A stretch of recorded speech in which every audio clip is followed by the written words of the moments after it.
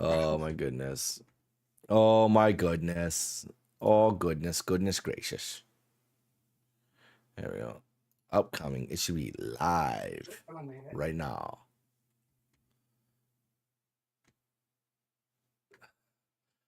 All right. There we go. We're ready to rock and or roll, and that's awesome. That's awesome. Okay. All right. So last session, let's do a quick recap here. You guys found a way to, well, you awoke to the keep being different, like alive. The sconces were all lit. Yeah, you made your way down to the kitchen because you thought maybe, you could try it one second time, and you met Talkit,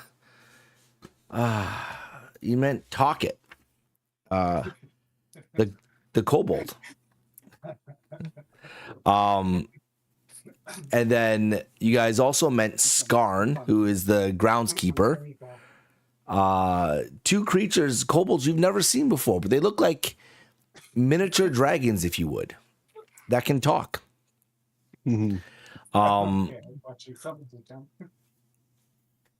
As you guys decide to sit down and eat some food, and eat one of the best sandwiches in your life ever, made by Talkit, because she's a great cook.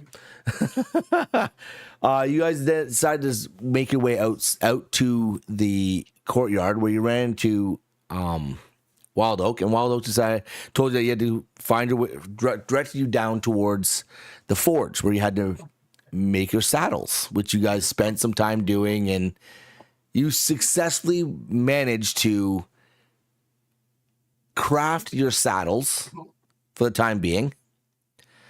Before heading back upstairs and realizing that the time here at the fortress, the time in these mountains seems to move at a different pace. As you didn't feel like you were down below in the forges the entire day, but by the time you got back up into the courtyard, it felt like a day had passed, and it was very weird. You decided to go up and have some more food before returning to bed, where after a long day of crafting and trying to figure out how to mend these saddles together for your dragons, you started to drift off. And as you started to drift off, you started to dream again. And the dream that you started to get, I can't remember what it was. What was it that the dream you guys were getting? Someone fill me in at the end of that episode. Big cloud over a young Umberfell with like no cities in it. Thank you. And Thank you. there was the big dragon. Yeah. You guys, that's right. Thank you. Appreciate it. I couldn't remember how much I had told you, so I wanted you to tell me what you heard, and then I could actually embellish more. You know what I mean? It was more of me trying to figure out where I left off than it was me trying to remember what it was I was saying. As you drift off to sleep, you guys,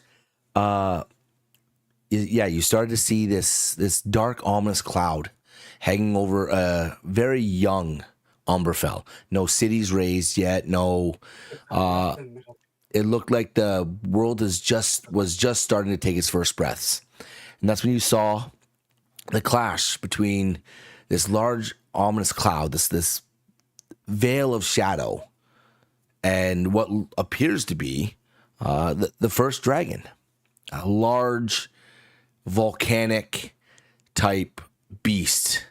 And when I say large, I mean gigantic. And then that's all you really caught. It's all was left off. Most of the night goes by without a hitch. You wake in the morning quite rested. What are you guys doing? We'll do the morning stretches. Yeah. Oh, I see. Reach over and pat the dragon. Do you have a good sleep? All right. The one thing you notice actually when you guys wake up, the dragons aren't in your room anymore. Huh. They've left. Aw. They are very much particular about not getting caught in the keep. Understandable. I just gather the things and go have breakfast. Okay. As you head down to the kitchen, Orlina, you notice that Talkit isn't really around, but she's managed to prepare quite a smorgasbord of food on a table. You've got eggs, you've got bacon, ham, you've got multiple piles of fruits and berries all over it. Ooh. Everywhere. You got like custard desserts. You got Rice Krispie squares dyed purple. Ooh. You've got an assortment of food just laid out in front of you on this big long table. But Talkit isn't in the kitchen at this time. You don't really notice her there. I'll quietly sit in there. Thank you, Talkit. Let it. No one I say thank you and start grabbing my plate and I start loading up to live my best life right now. As I'm grabbing food, I'll be grabbing little bits to eat. yeah, that's fair. That's fair. I'll get up and dragon. Guess not stay in the morning. That's fair. Get up and get dressed, walk out, and go find Orlina. As you make your way towards the kitchen, you can hear a bunch of rummaging around happening inside the kitchen. At first, you think it's Talkit, but no, you walk in and you see Orlina just piling food on her plate, just nonstop. It just looks like it's overloading with all the different treats and everything you can think of. I have a bit of food in my mouth. Oh, door! It's food. I see that. No Talkit this morning? Fish. Eating what I had in my mouth. Nope. I don't know where Talkit went to. But as you see, you've got a lot of varieties of food here. These Rice Krispie squares. Oh, looks good. Looks really good. those look really good. Yeah. Yeah. Fine dining. Yeah.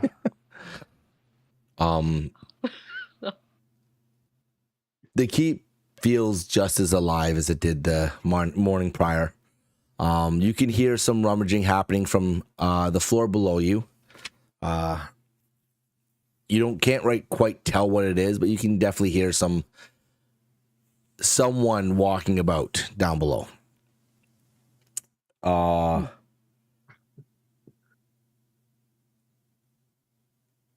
The overwhelming thought and feeling that is lingering around you right now is to finish the saddle. You feel like that's something that you need to complete today. Okay. So what are you guys doing? Eat much as we can, especially mine with that big plate of food. Oh, excuse me. Wonder if we'll get lunch today. Yeah. I had the strangest dream last night too about this shadow. Oh, you too. Yeah, look like our world, but it wasn't the same. Same but Weird. different. Yeah. Yeah. Did you see a dragon? I saw a massive black dragon. Yeah, that was big dragon. It looks like they're Was. like a man on there too. Mm-hmm. Wonder Yeah. if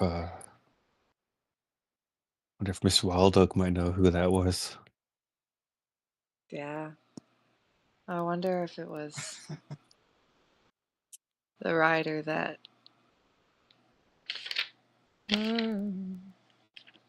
Fenric was talking about. Oh, the first rider. Mm-hmm. Yeah. We should ask him today. Yeah. Yep. Hopefully he can help us. Mm-hmm. It was kind of neat though that those little dragons snuck in to spend time with us last night. Yeah. Yeah. That was too bad that they couldn't stay till morning, I guess. Yeah. No, but I get it. We can't. We're not allowed in here. So it's Yeah. understandable. All right. Well, that's fair. Don't want to know what Wild Oak would do if we found Yeah. them in there. Yeah. We'll keep it our little secret with them. Definitely. All I right. guess we better get on with these saddles. Finish them off. Mm-hmm. Yep. Actually use them. Yeah. So is that what you guys are doing? You're heading back to the forge? Yeah. I think once we finish eating, yeah. Yeah. All right. Rest of the morning goes off. Rest of your meal goes off without a hitch. Orlina shoves her face full of all the food that she can. And you guys then start to descend the west staircase down. As you get down below the first floor, you start to notice that familiar orange glow coming from the furnace, from the forge. And you can hear the crackling of the hearth. But you're starting to realize that there's like ash hanging in the air. And the carved walls hum faintly with like an old power. You see your saddles resting as you get to the bottom on the workbench that you guys left them at.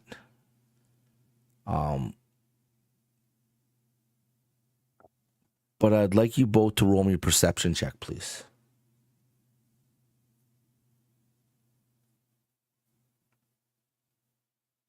With 13? I can't do corners. A 12. A 12? Okay. Orlina, as you are looking around, I see where you're at. you see on a stone dais just off to the right side. So your saddles are on a workbench on the left, and that stone dais on the right side, beside one of the anvils, you see two pauldrons carved with sharp edges, the color of slate and midnight blue. At the first glance, they appear to be carved out of mountain stone. But there's something too perfect, too alive about them. What would you like to do? Oh, well, I'd like to go over and pick it up and see if we can use it. You want to investigate it? Yeah, I want to investigate it. Yeah. Hey, roll me an investigation, please.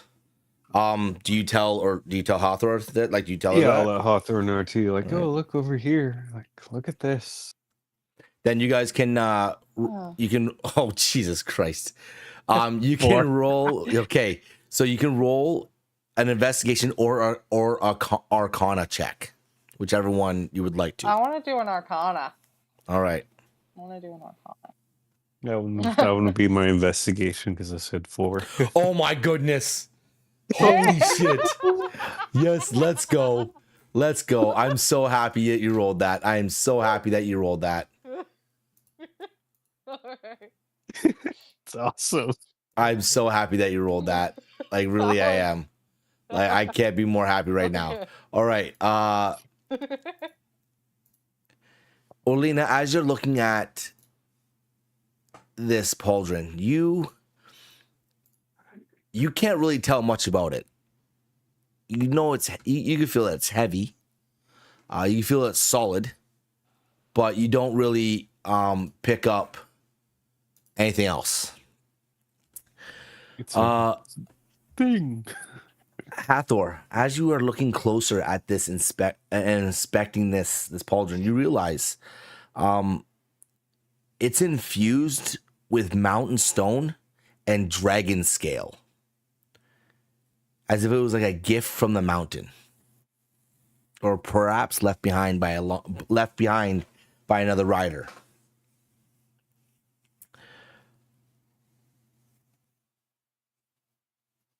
Oh yeah. Something to this. It's got dragon scale in it. Do you see this, Erlina? Oh yeah. Now I see it. Have to give it a bit more squint crazy. to look. That is crazy. Can I investigate to see how old it is, or does it look old? It doesn't look old at all. It looks like these were recently fashioned. Like they were carved within the last 24 hours. But from inspecting it and looking it over, the scale that is in this stone does not look like it's from either of your dragons. So it does appear to come from a dragon that was here before. So you can tell that the scale used is quite old. Is Fenric around right now too? He is not. No? Okay. I wonder if Fenric had something to do with this. Yeah, I wonder. I've seen him around.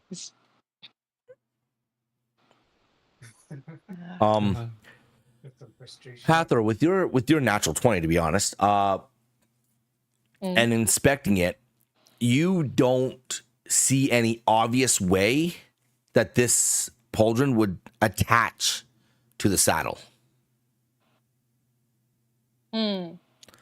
But Okay. yeah.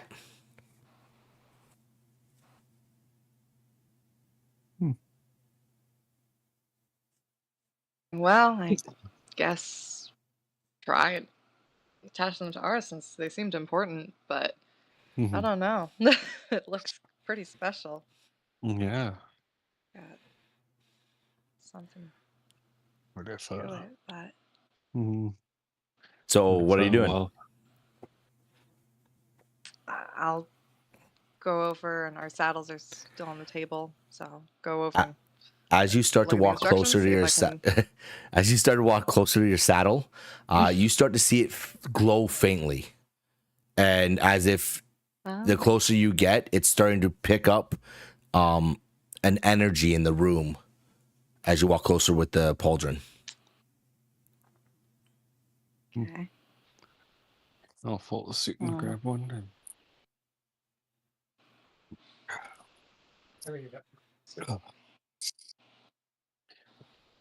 What if you could get What are you rolling for? Oh, sorry, that no. Are you rolling for something? No, it was an accidental roll. Okay. Yeah. I guess I hit it. Okay. You sure you don't want that to mean something?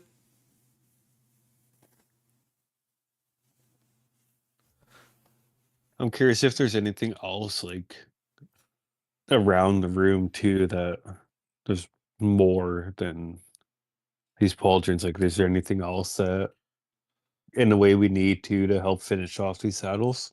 So you picked up your pauldron and you walked towards the saddle with Hathor, right? Yeah.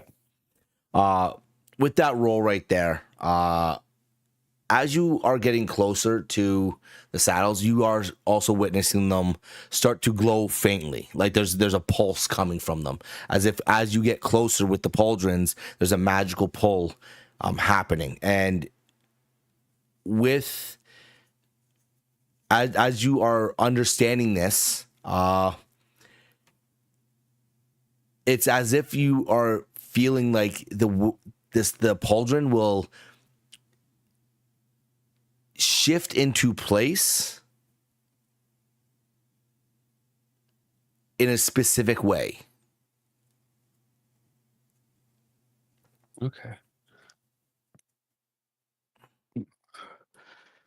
Okay, so I got to just kind of move it a certain way to get this put into place on this saddle.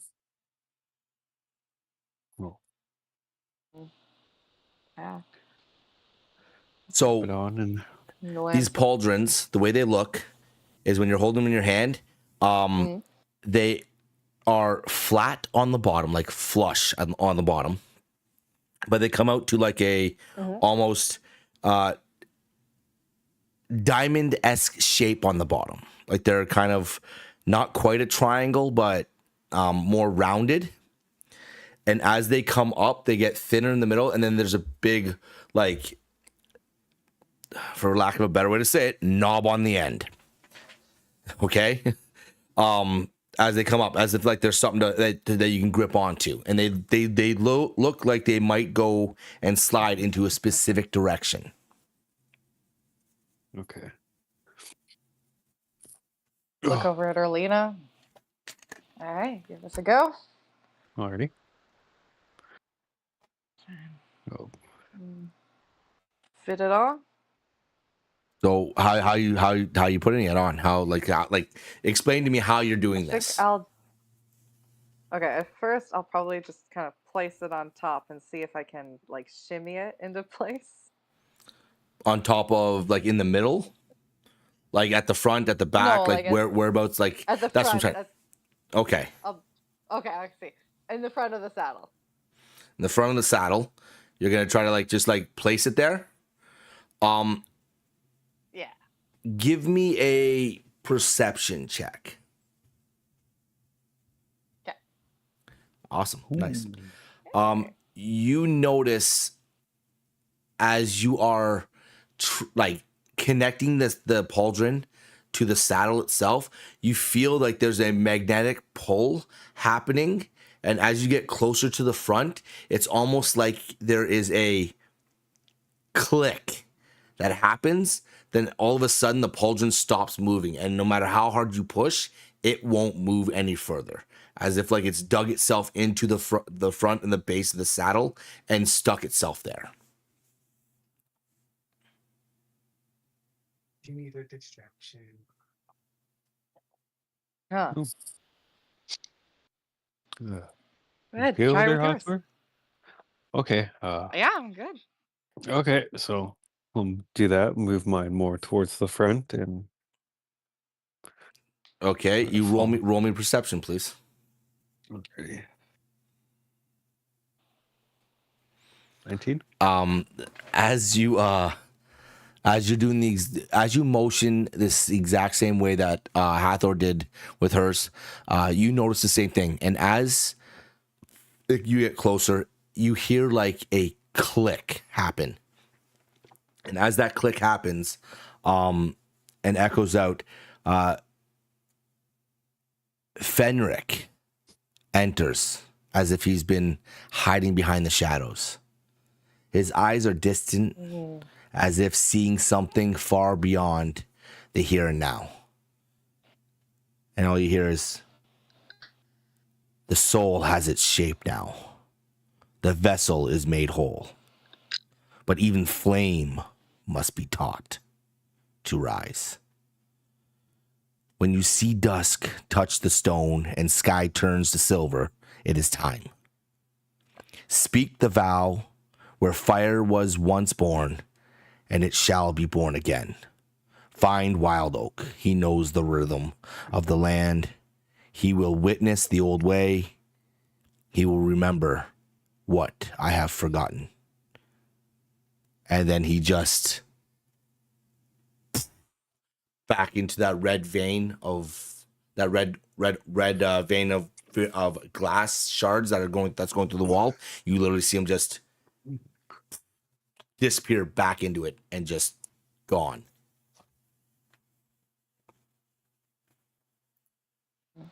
Whoa. Whoa.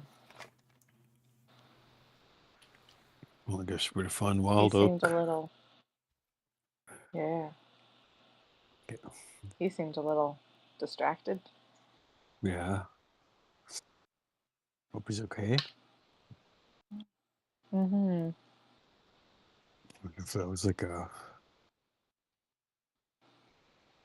do you call those? Message or prophecy message or I'll draw a blank. Yeah. I think he might know a bit more than he leads off. Well, I guess you better see if these saddle fit on our dragons. I want to find Wild Oak and see if he can figure out what that meant. Yeah. Yeah, definitely for sure. Kind Yeah. of like felt cryptic in a way, like cryptic message. Mm-hmm. Very. I don't understand it. Me neither. All right. Well, let's see. If Wild Oak might have answers to for that dream. I've got a lot of questions for that guy. Yeah. Mm-hmm. See if he's got answers. Mm-hmm. Well, let's grab these saddles and go find them. All right. Let's go. Let's go. Both of you give me a strength check, please.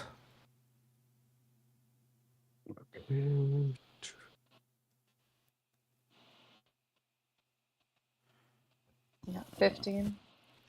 6.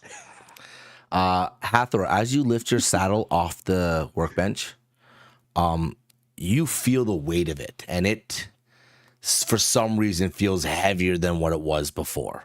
It feels like you're trying to carry stone. Orlina, as you lift your saddle off the workbench, it pulls you to the ground almost instantly. As it hits the ground, and you basically bounce your face off the flat part, the seat, realizing the immense weight of these things now. Where just yesterday when you were working on it and lifting it, and it was only made of leather and bark, today it feels like it's been petrified, and they weigh 100 pounds each. Okay. Oh, Jesus. Wow. Oh, are you okay? Yeah, I think I'll be fine. Those are heavy. Oh, man. They It's my are. nose. That's weird. Do I look okay? Did I break a nose or anything? Like, I'm curious. You're good. You're good. Okay. It's all good. Yeah. I feel a little blood, but I'm okay. Feeling a little lightheaded. I'll wipe your nose a bit there, pat you down. Okay. You're good. How about my teeth? Do I still have those? Oh no. Yeah. You're good. Okay. Really Okay. Good. Yeah. Crap, those are heavy. Just they are. Yeah, no, that's not normal. Are you guys now heading up you're ascending the stairs now? Yeah. Okay. As you guys Only, Go ahead. yeah, it's our only choice, I guess, is to just go find Wild and see what's up. Well, it's not your only choice. You could do whatever you'd like. Like, really, you have all the choices in the world. Yeah. I am kind of leading you down a path, though, but you can choose to go somewhere else if you choose to. Like, it's your choice. Yeah, I gotta go find Wild Oak. Figure out what's going on. As you guys ascend the stairs, and make it to the iron doors, as they open, what you thought was only morning, like probably an hour ago, as you walk out into this courtyard, it looks like it's the middle of the night. The sky is covered in echoing glass with stars just cast upon them. And off to the distance, you can see Wild Oak. He's brushing some branches off to the side. He's clearing away some cracked stone, but the air holds a strange pressure, like the moment before a thunderstorm. Rebooting in 20 seconds. As you guys approach Wild Oak, you see him pick up what you guys would refer to as a tree branch, but to him looks like a stick. Before you guys could say anything, you hear, "The roots remember what the wind forgets. I felt it when stone met scale. You've come far, and now you must kneel before sky and flame, and offer your soul not to be served, but to serve beside. Are you ready, little ones?" Ready, Mr. Wild Oak, sir.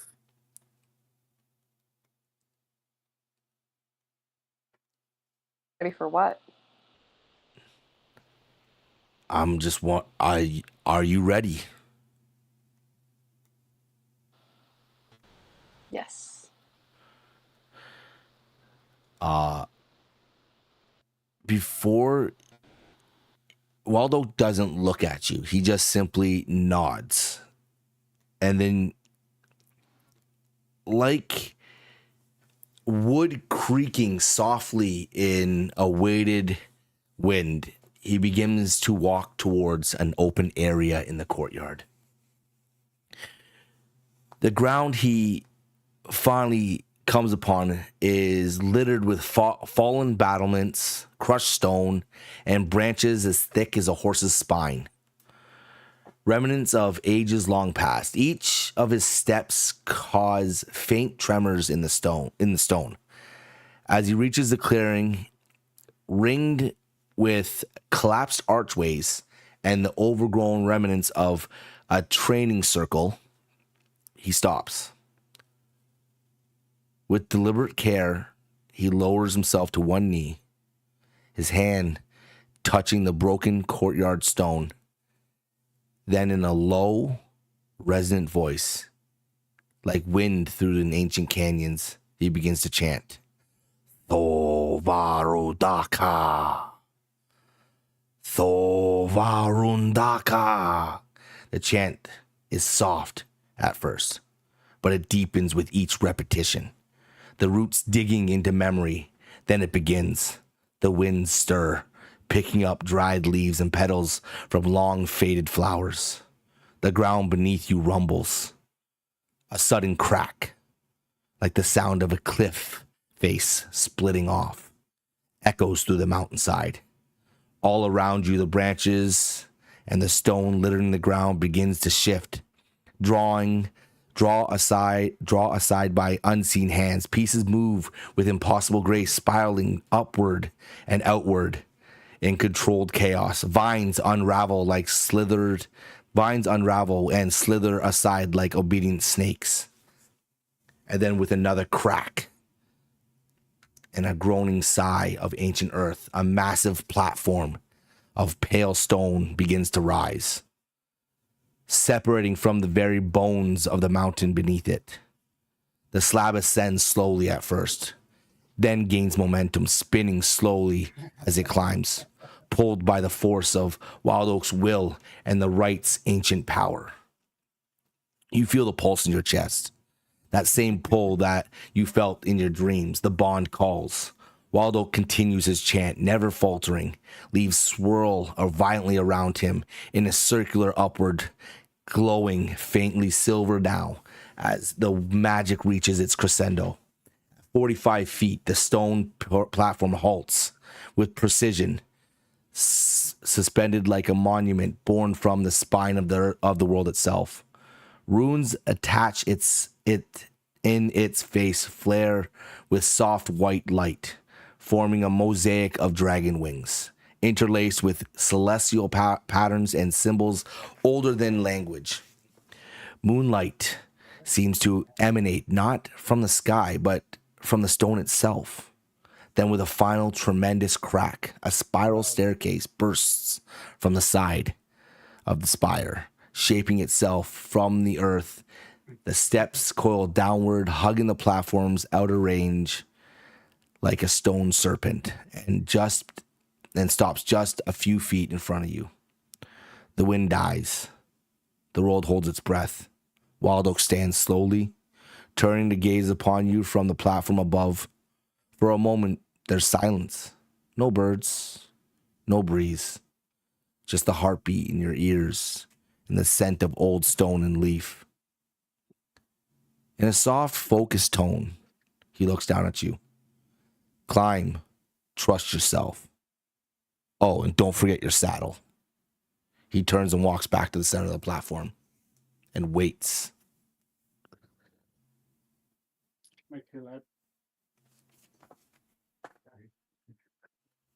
Okay. Uh, onward. Okay, climb. I guess it is. All right. So you guys climbing the staircase? Oh, question: are the dragons around?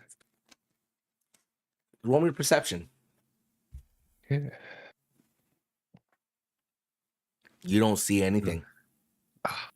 You see a platform that's raised in front of you and a stairwell that you need to climb with a 100-pound saddle. Okay. Hold on, let me get my stretch in before I try to lift up this ladle again. All right. Yeah. Alrighty, Oh. Okay. let's do this. As you guys begin to ascend, you get to the 10th step. I'd like you both to roll me a strength check, please. You know what? Strength or dexterity, whichever one you think you would like to use. Oh, strength for sure. Oh my goodness. We will No, go. okay. We will go strength, and I get 21. I get 21. All right. As you get to the 10th step, you both seemingly feel like this is nothing. The saddles feel like they've gotten lighter for some reason. As you ascend, you get to about the 20th step. I would like you both to roll me another strength check, please. Or dexterity, whichever one you want to use.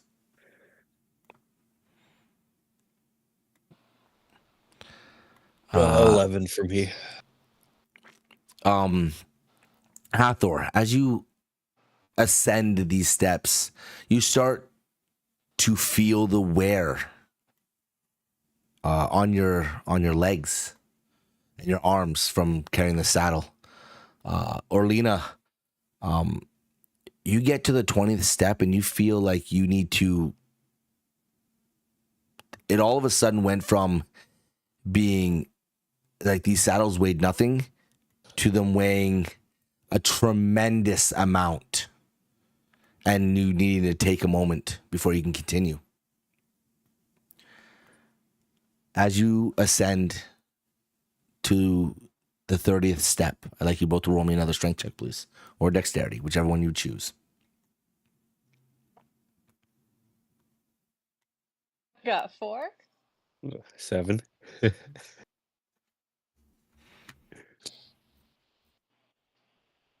the hell is going on here? It's cupping all you guys' stuff together. I don't know. It's making it weird. I see what you got there. So 4 and a 7. Okay. As you find it, by the time you do the 25th step, that it feels like if you hold on to these saddles any longer, they're going to pull your arms off. So by the time you get to the 30th step, you have to put them down. The understanding on how something so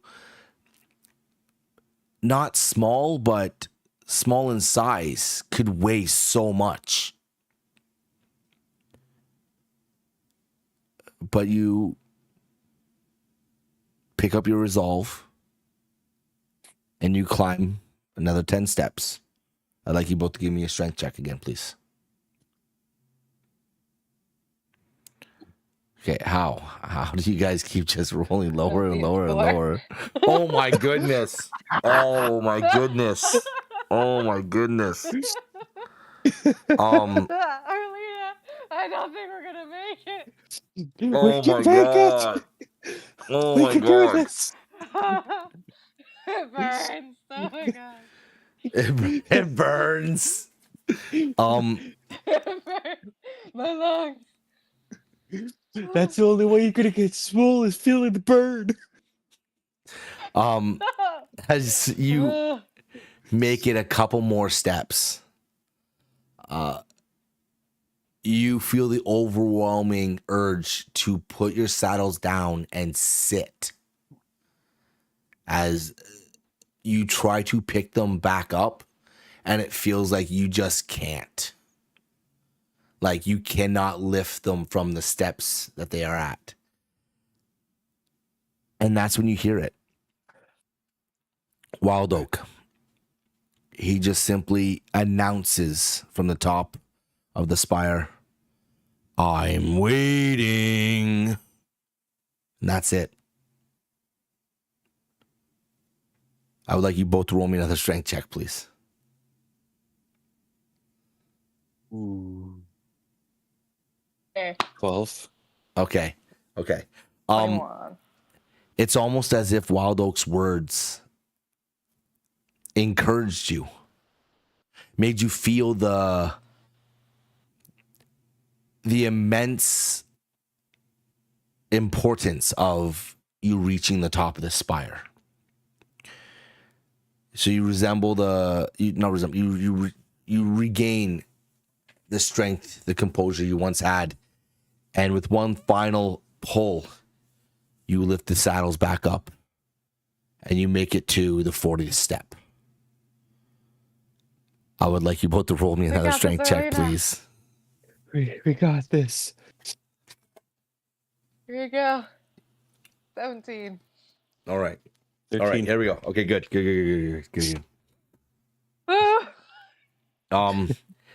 As with the words from Wild Oak, as if he was taunting you, you both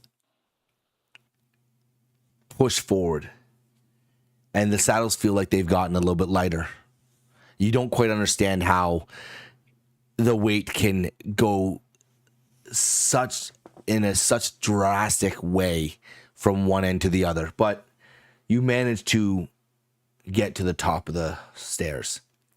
And as your boots fall and take their final step, your eyes lift to meet the wide moonlit platform above. Wild Oak is already in motion. His great hands move through the air like a maestro conducting a symphony, drawing glowing runes in streaks of silver and blue. Each symbol lingers for a breath before floating gently around him, forming a slow orbit like planets caught in a song. You hear him chant the words ancient, carved, and meaning. O Varu and Draka. And as he says it, the final syllable rings like struck iron through a temple bell, and the entire platform shudders beneath you. The runes freeze, then dive into the stone below your feet. Suddenly, the platform begins to rise again. Slowly at first, then with gravity-defying smoothness, you feel yourselves ascend into the heavens. The winds race past. The towers of the keep shrink below. At around 150 feet, the platform halts with a sharp precision, then a crack. From the edges of the stone, massive archways erupt, each one etched with dragon motifs and elemental runes, one by one forming a sacred ring around you, like the ribs from some colossal beast once worshipped. When the final arch hums to life with a low thrum, Wild Oak ceases his movement. He claps his hands together, runes still glowing faintly beneath his bark and stone skin. With a stone grin on his face, and his voice echoes over the ring. Are you ready for your final rite? Your last trial? And the bond to be complete? Before you can answer, you hear a screech. The skies above shatter with sound.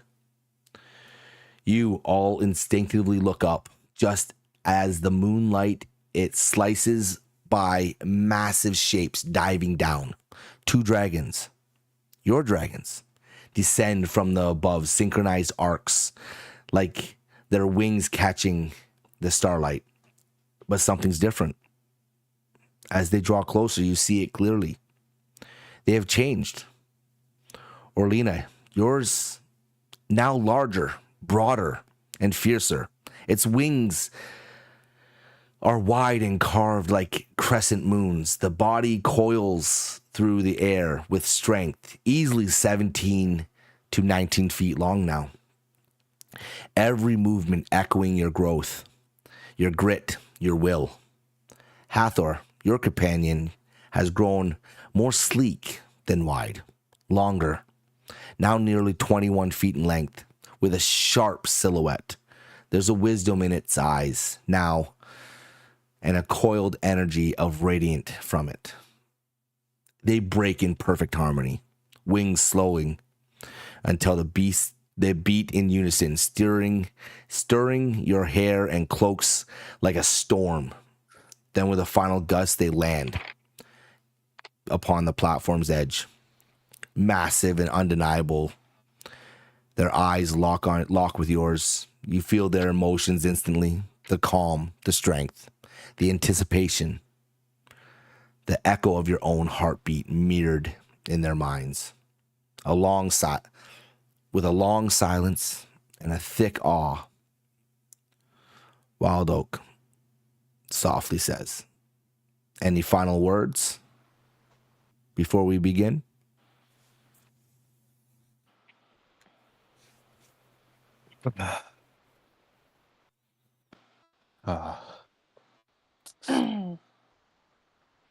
We definitely got this, I believe in us. We're destined for this.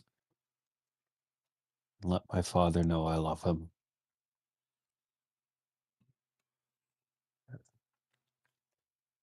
Best of luck, Hathor. Give a thumbs up.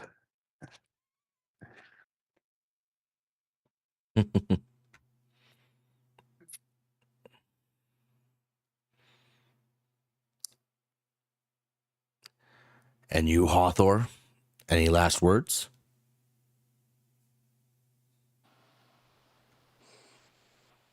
It's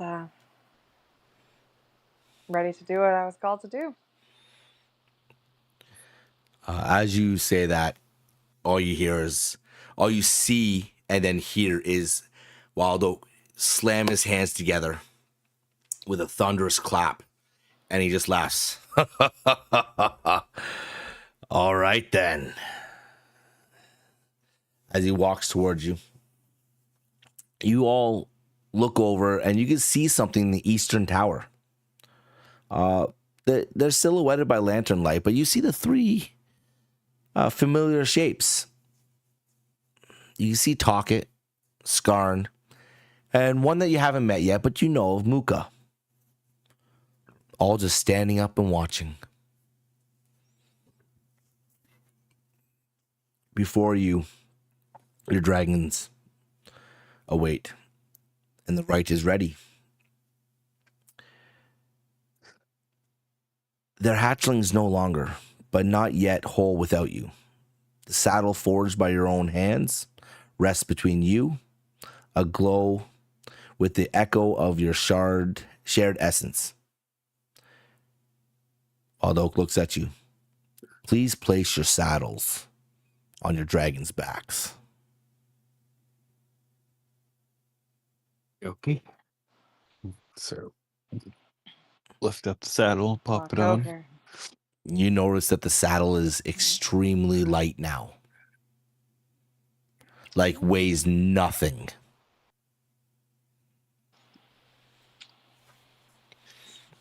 Oh, I guess carrying the saddles over up that and- staircase got arm swole.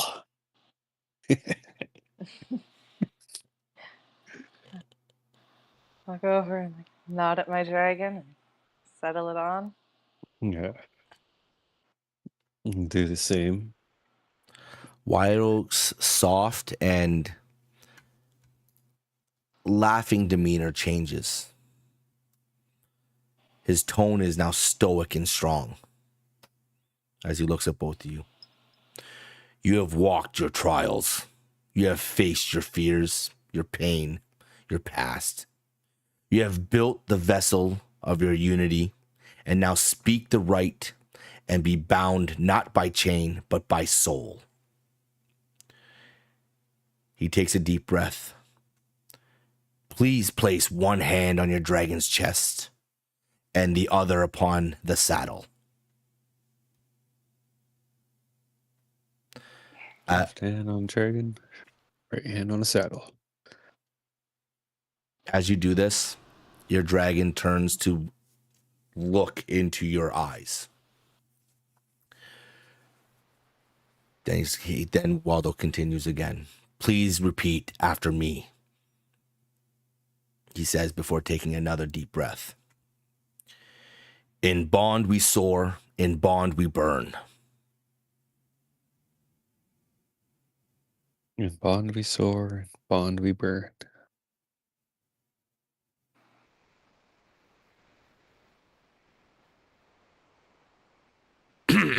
Hathor? In bond we soar, in bond we burn. He shakes his head. We gotta start over. In bond we soar, in bond we burn. In bond we soar, In bond we soar, in bond, bond we burn. One may fall, yet one return. One may fall, One may fall, yet one and one return. return. But should the heart that leads be stilled, But shall So this should heart this heart that leads be stilled. that lead be still? the soul once twinned is swiftly killed. The soul once twinned is The soul swiftly once killed. twinned is swiftly killed. This vow we make in dusk and flame, This vow we make This vow we make in dust and flame. in dust and flame. to ride as one in life and name. We ride as one. We'll ride as one Once in life and name. In life and name. As you finish the last word, you feel the searing warmth surge from your left hand through to your other hand as the saddle begins to fuse to your dragon's back. Seamless. The mark of the bond, unique to your soul, flares into existence upon your palm and mirrored upon your dragon's hide just crested over their shoulder. Your breath aligns, heartbeats sync. You are no longer two, you are one. The spire groans beneath your bonds, as if ancient stone remembers every soul once stood here before. Night blankets the world thick and endless, the moon casting pale glow across the sky. Far below, the courtyard shimmers like a mirage, impossibly distant, a speck of light in the deep. The rite is complete. Your blood has mingled with that of your dragon. Your oath has been spoken beneath starlight and wind. The bond throoms between you, raw and untamed, but like a blade, still hot from the forge. Before you stands Wild Oak. Around you, your dragons loom, their bodies pulsing with light, life and heat. Their eyes glow and elemental and alien, as if they see deeper into you, into your soul. He speaks, voice hoarse and heavy with old truth. You are no longer seekers, you are riders. He steps aside, gesturing to your dragons. Now mount. The dragons lower slightly, enough to offer the saddle. Already. Jump on the saddle and get comfortable. I'm up. Your dragons shift beneath you, like sitting astride a thunderhead. Before you can ask any questions, Ray rising in your throat, a sudden crack. Wild Oak's hand slaps the flank of each of your dragons with terrifying force, and he roars, "Fly or fall!" And without hesitation, both dragons leap from the edge. The world vanishes in a rush. The wind and darkness. Your breath is ripped from your lungs as the dragons fold their wings and plunge into the void, spearing through the air like falling stars. The moon spins above you. The roar of the wind is screaming in your ears. Beneath you, the dragon dives hard. You feel every muscle coil, every heartbeat, every flicker of fear. I'd like you both to roll me a dexterity or a strength check, please.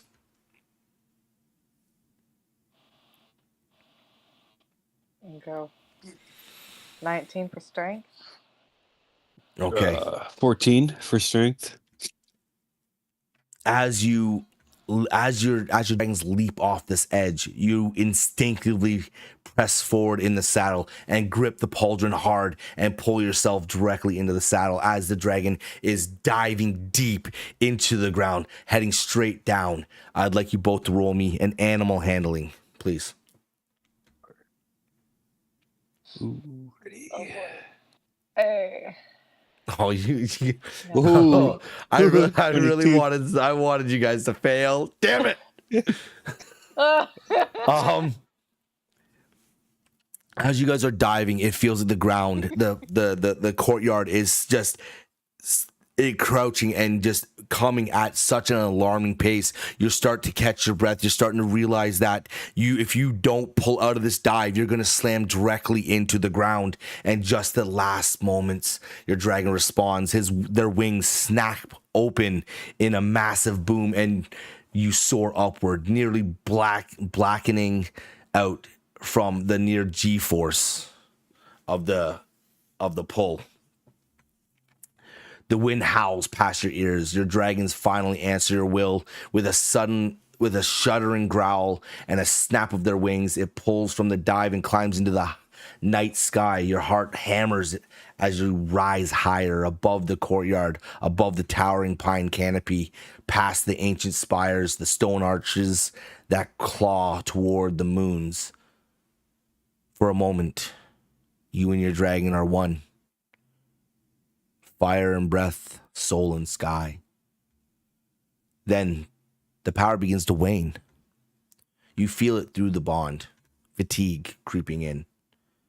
Your dragon's chest, each wing beat heavier, breath slower. Not exhaustion, not yet, but the thrill of the first flight begins to settle.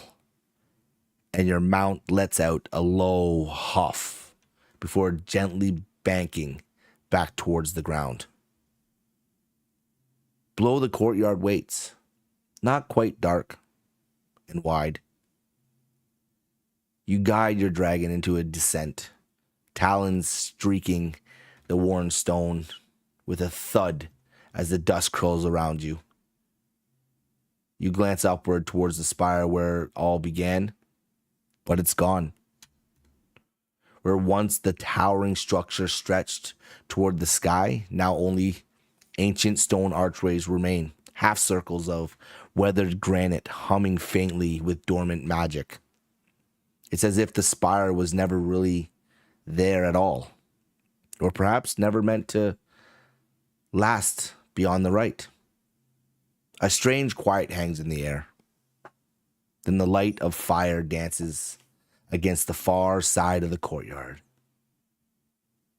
You turn, you see Wild Oak seated calmly by a roaring campfire, the flames crackling up towards the stars, his tome in one hand, his tome open in his lap, fingers stained with ink as he flips slowly through the pages, muttering words in a language older than the stone beneath your feet. He does not look up. Instead, he speaks without turning. You flew. Turns another page. Good. Now you learn what it means to carry the sky on your shoulders. He turns another page. Now you've tasted it. Flight isn't a gift.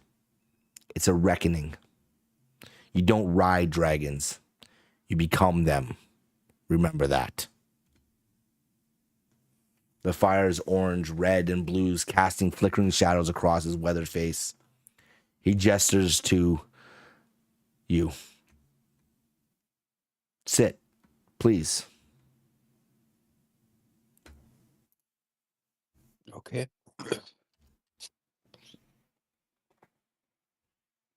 Yeah. Let's take a seat. Look at him.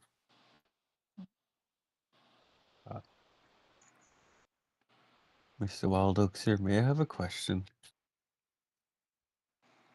He raises his hand as if to gesture to give a moment. As you sit, your dragon comes and sits beside you. Hathor, you as well. Dragon comes and sits beside you.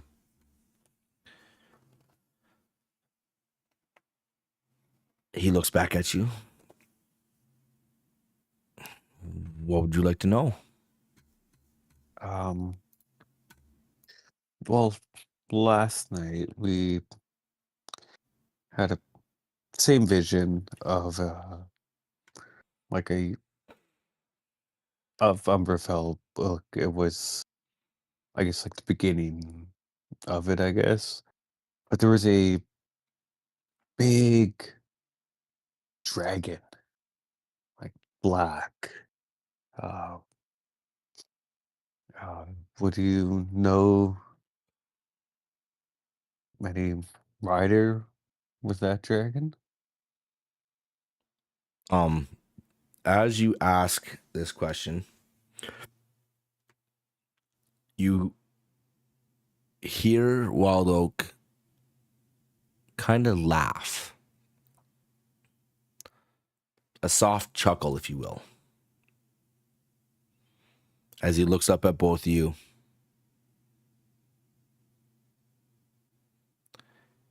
And goes, let me tell you a story. One that comes from the beginning of all things. The tale of the first rider and his dragon. He looks into the fire as if reading the past in its flames. This was before the keep stood in the mountains, before the riders were named, even before Umberfell had a name of its own.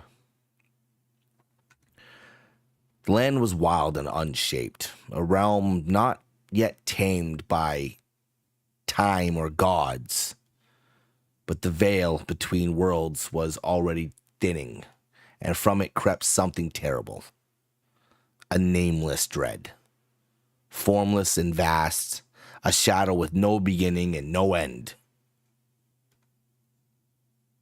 Wild Oak presses his palm against his book. And in that time, one was called Oakland Brimstone. Not of any town or tribe, but one of the land itself. He felt it deep in his soul.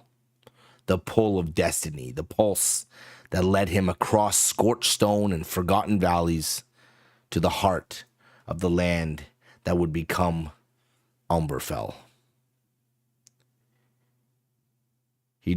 Wild Oak takes a moment, and he draws a symbol in the dirt beside him.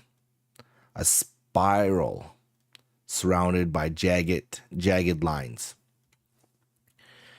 There among the cracked earth and fire-touched stone, Oakland found the egg, a massive black-veined and glowing faintly with molten light. It called to him, and when it cracked, it birthed Varos, a dragon of flame and fury, shaped by the fire beneath the world, a volcanic worm born of magma and mountain, whose breath could turn the night to day. Wild Oak's voice grew deeper, echoing with the weight of the legend.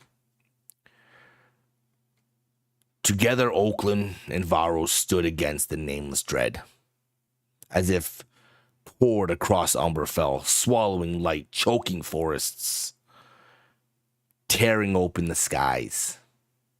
Did they not flee? They met it in great wastes now buried beneath the western range. They fought for 3 days and 3 nights. Flame clashed with shadow, stone cracked, rivers boiled, and the skies wept ash. He paused for a moment, letting the silence speak, then softer. But the dread could not be destroyed. Not by mortal steel, not even by dragon fire. So Oakland made a choice. In the end, he lured the dread to the brink of the veil, and with Varos at his side, cast it back beyond the breach. There, in the shadowed realm we now call Umberfell, he forged the peaked gates, jagged black towers, sealed with blood, fire, and sacrifice. He locked the dread behind them at a terrible cost. Wild Oak looks into the fire again. His voice softens. Varos gave his last of his flame to forge the seal. Oakland gave his name to the land, that it would remember him. The dread sleeps for now, but the gates tremble when the balance falters. He looks around, his eyes sharp and knowing. This is the weight of the call. It is not a song of glory. It is not a trial of spirit. It's something. It's sometimes. The price is paid so others may live in light. He snaps the tome shut, takes a deep breath, looks at both of you, and goes, "This is your sacrifice. Own it, live it, and don't forget it."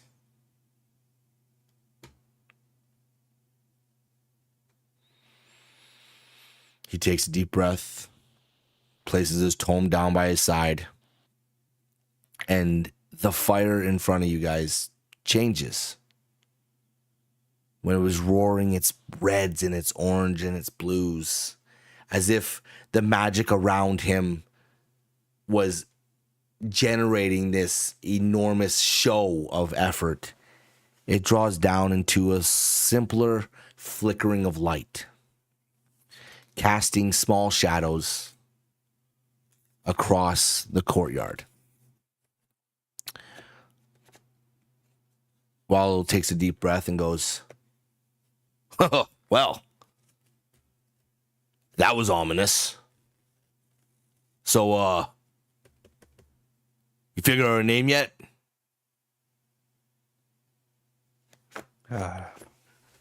Not yet. Oh, I know. No. Eventually. All right, that's okay. Yeah. Takes time. You don't wanna mess it up. Yeah. And give the dragon a pat. It's like, it'll come naturally when it's time.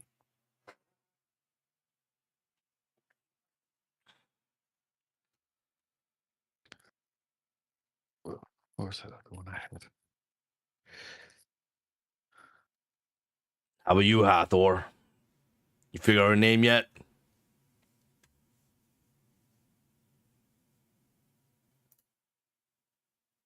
Lying to him and say no. You're gonna deceive him? Yeah. All right, don't roll me really a wanna admit deception. that I Roll me a have. deception. Oh, okay.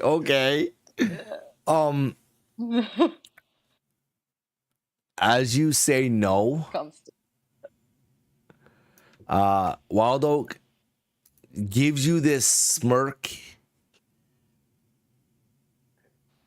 as if like he understands why you're saying no, but he's like, "Come on, don't lie to me." Like he knows.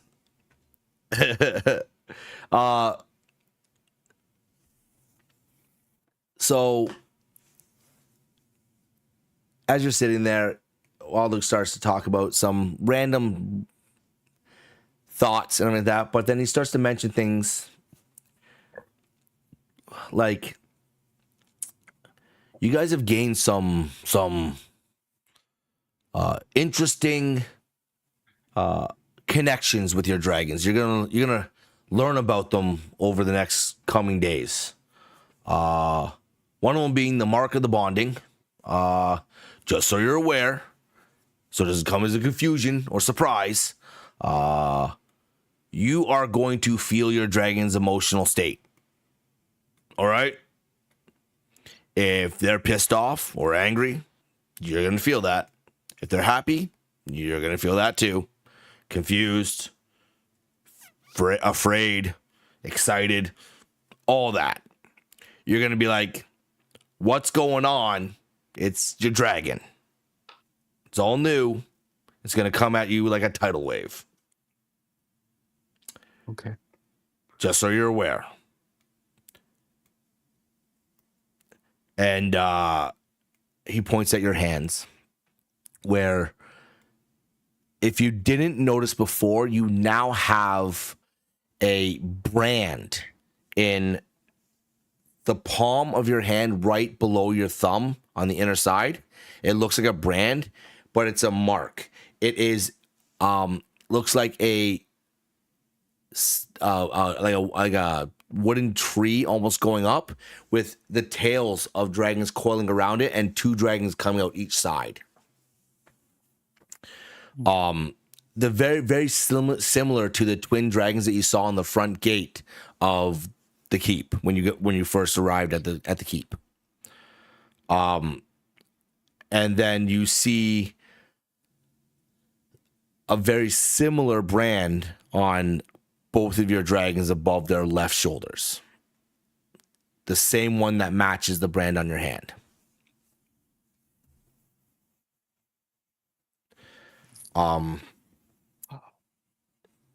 So there's some other things you guys are going to get as well, and you might want to write these down.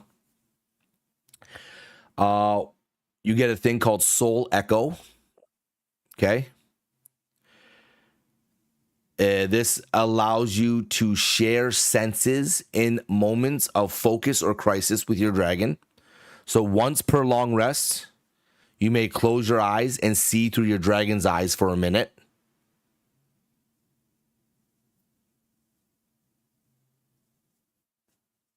Make sure you guys are writing this down.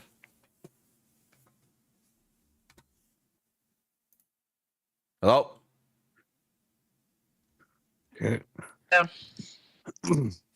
I wasn't hearing either one of you. I was like, what's going on? Did I get disconnected? Okay, sorry. I said yeah. Okay. Sorry. So once per long rest, these are some of the feats you guys get. So it's called Soul Echo. You have the ability to basically see through your dragon's eyes for 1 minute. You have Twin Breath. Once per long rest, when your dragon uses its breath weapon, you may imbue your next ranged attack or spell attack to deal the same elemental damage type to one target. So like, was the stone pebble like I have? Like, if my dragon uses it, I can use that pebble attack as well. Once per long rest, it's no. So you don't do the attack. You do the same type of damage. You can add it to your attack. So you'll do your regular attack, right, or your spell, and then you can add that elemental damage type to it as well. So it would be like on top of. Okay. You have another ability called Bonded Resurgence. When either you or your dragon is reduced to 0 hit points, but not killed outright, the other feels a surge of desperation and may choose to take 1 level of exhaustion to let the fallen one immediately stabilize at 1 HP.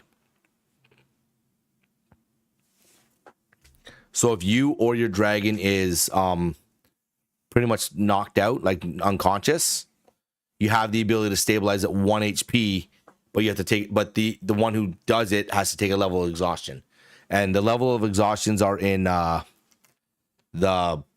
book. I think the first level is disadvantage on all rolls and such. But if you get to the 6 levels of exhaustion, you die. There's no saving throws or any of that stuff. If you have 6 levels of exhaustion on you, you die. Just so you're aware. And the way you deplete levels of exhaustion are by like taking long rests. So if you take a long rest, a true long rest, 1 level of exhaustion comes off. Okay. Then you have your last ability is called Shared Will. While mounted on your dragon, you both gain advantage on initiative rolls and cannot be surprised unless both unconscious.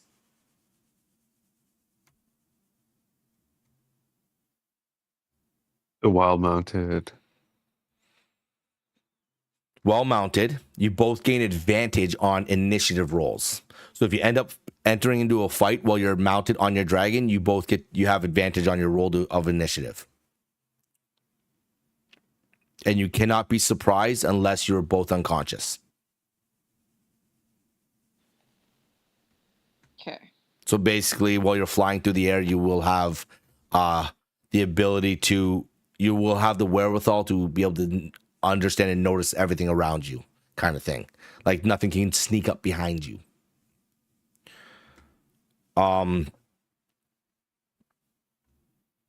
There's an optional upgrade later, which will come with higher levels, but that we will talk about later. We don't really talk about it now.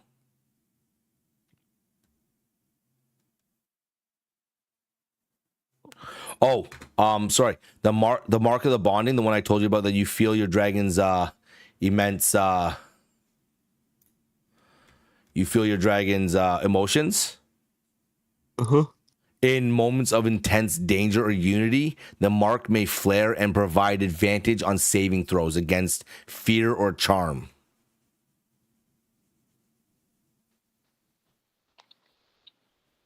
Mm. So those are the five things you get. You get one is called Mark of the Bonding, which gives you the ability to feel your dragon's emotions. Soul Echo, Mm. which is the one that lets you see through your dragon's eyes for 1 minute. Twin Breath, which gives you the ability to add that elemental damage. Bonded Resurgence, which lets you stabilize at 1 HP if you drop to 0 HP. And then Shared Will. Well mounted on your dragon, you both gain advantage on initiative rolls and can't be surprised.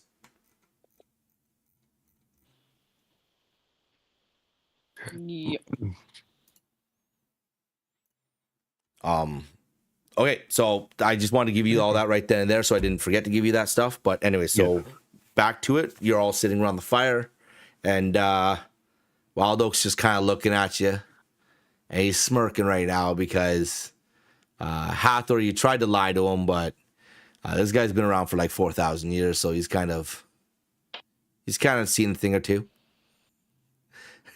Your lie didn't really work out too well. He got onto it. He doesn't let you know that though. He lets you think. Like, all right.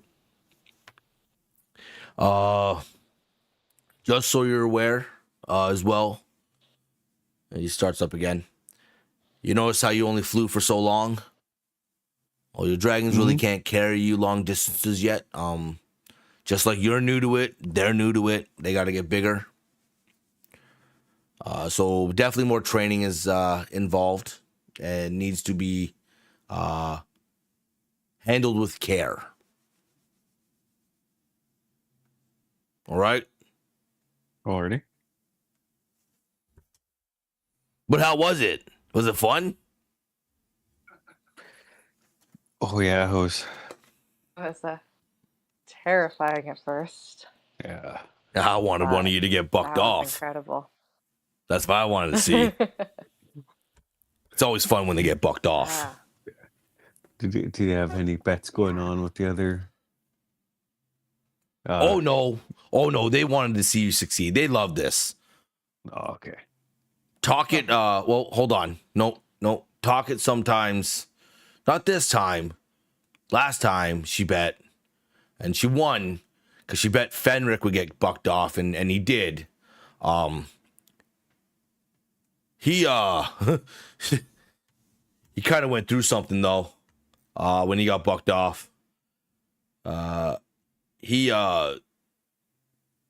slammed you to the lower wall and bounced hard and broke some bones. It was a whole thing. Ooh. And he couldn't try again for it was 3 weeks or something. But it was funny.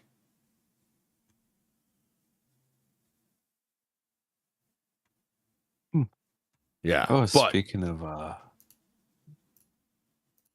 Fenric, when we went down to go grab our saddles and we found pauldrons, he said something like he popped out of the stone. I'm trying to blank on what he said again, but I guess like a message or a cryptic message or something. oh really? Okay. Yeah. Okay. That's good. Did he say something about rhyme of land and such? Yeah, sounds about it. Like, yeah, Yeah. like it was like I don't know why he does that. He should he should stay away from the cryptic messages. Okay. So don't what he says in a way like that. Like, don't take it too serious in a way. Well, you can always ask him next time you see him.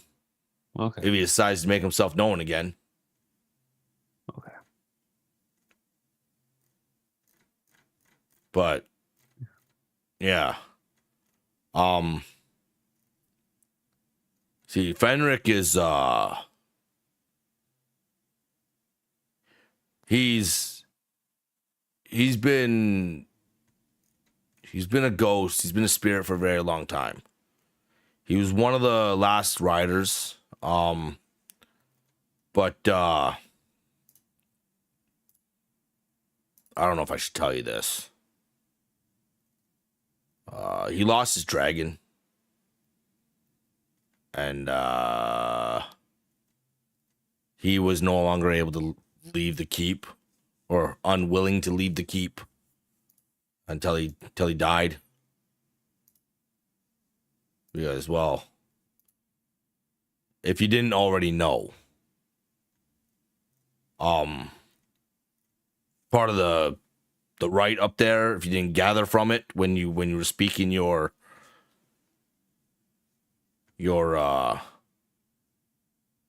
when you were following when I was trying to tell you what you need to say, you die, your dragon dies. But your dragon can die and you not die. Does that make sense? In a way, so like if we die, the dragon dies, but if the dragon dies, we don't. You can still live on. Okay. I used to say it so much more elegant, but I've said it so many times now that it's just, I'm sorry, I'm just being blunt now. All right. Got it. No. So just remember that. Take care. All right. You can't. Fenric didn't.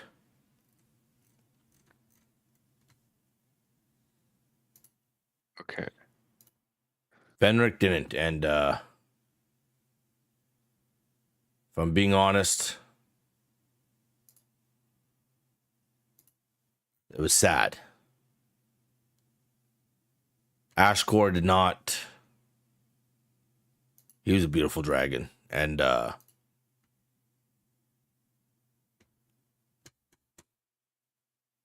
yeah, anyways, we're not gonna go down that road right now. Yeah, no. If you want to talk to Fenric about him and Ashkor, then you can go ahead and do that. I'm not gonna delve into that for you. All right. So, anyways, I'm glad you enjoyed your flights. I'm glad you had fun. Anything else you want to know? It's going to be a while before you're going to be able to actually take your dragons on long flights and be able to go anywhere. Mm-hmm. Like anything else? I can't think of anything right now. Like, maybe why were we called? That's usually one of the first things that people bring up. Like, why am I here? I told you. Do you know why we're here? I don't know why you're here. But something's got to be going on in Umberfell for you to be here.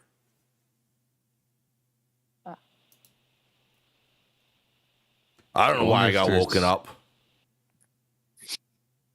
So remember how we dreamt about the shadow and that? I wonder if there's something from that veil. And like how we dreamt about the first rider. Like I wonder if there's like that dread behind that gate trying to break free. Oh, the dread's not breaking free anytime soon. Well, something must be going on while we're here. Oh, it did anytime. Okay, so let's I guess I should have explained this to you a little clearer. The dragons are only called forth if something in your land, Umberfell, your home, okay, is great enough to cause harm that you little, and he taps Hathaway, he taps you on the head, that you little ones can't handle. And you need something greater to combat it. So. Okay. Just so you're aware. Sure. Okay. Okay. Last time, it had something to do with some veil being cracked open and some shadow figures coming through, I think, or something. I can't remember. It was like 1,000 years ago. Okay. Okay. So we just train and practice till we're ready to go out and find out what we were called for. Yeah. You can always go, like, have you guys been to the library yet? No, not yet, but I was actually thinking of that. It's like, maybe we should take a look in the library and maybe explore the keep more too, see what else we can find.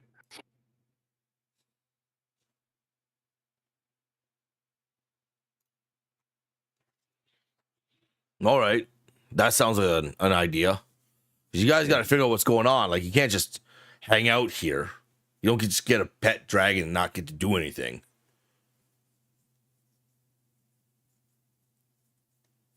You understand what I'm saying? Yeah, we gotta Yeah. find out more info from writers before us. Ooh, hold on. Their history. Yeah. Yeah. Hold on. Wait. Hold on. As Wild Oak stands up. Hold on. I think. Wait. Yes. Come with me. As he starts to walk back towards the keep. Okay. He's like, I gotta show you something. As he gets to the iron gates, you see him start ascending the western staircase. I was like, that was staircase.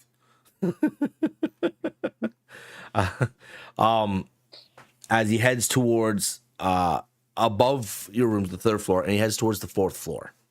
Are you guys like keeping toe? You like hustling after him? Yeah. All right. Yeah. Okay, as you guys get to the fourth floor, the floor above your guys' rooms, Hathor, you briefly, as you were climbing the stairs, you didn't really notice this quite yet. But as you are coming back to this same level of this way, you see a landing. And it goes in about 15 feet towards these pair of ornate doors. Where is it? Why can't I find it?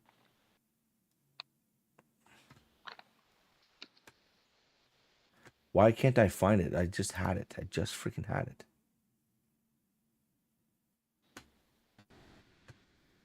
This is so stupid. All right.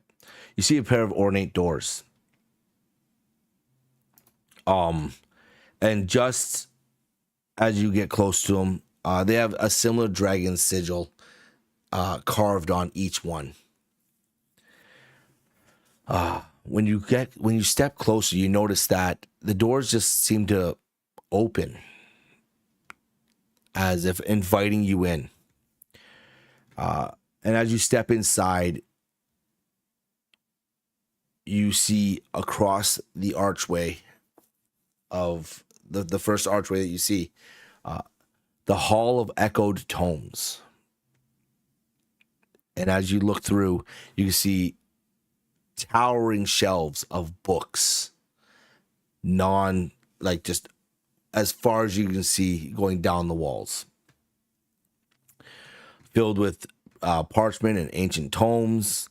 There's a long table in the center, lit by low chandeliers and flickering sconces. Colored light from stained glass and windows dance across the room. This is no ordinary library. Here, the voices of the past linger, preserved by magic, whispering truths long forgotten. As you step in, you see Wild Oak just kind of shuffle past everything. And with his size, he hits a couple of the chandeliers hanging low above the stone table, and they kind of swing back and forth. And all you hear out of the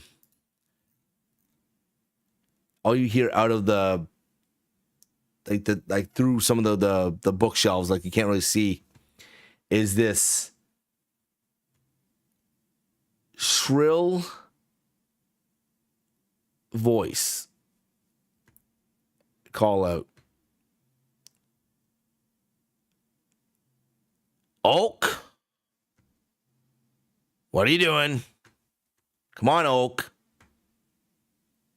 I'm sorry, that's not shrill at all. And you see come out from behind one of these shelves is a pale kobold with oversized round spectacles that consistently slip down his snout. His cloak is patched with book-binding leather and straps of parchment. He floats an inch off the ground without realizing it. This is Muka. And as he walks out, he sees Wild Oak. And he looks up, and you see him kind of like gesture his hand towards the chandeliers. And as he does that, you notice they stop swinging, and they kind of steady themselves. And then he turns and sees both of you.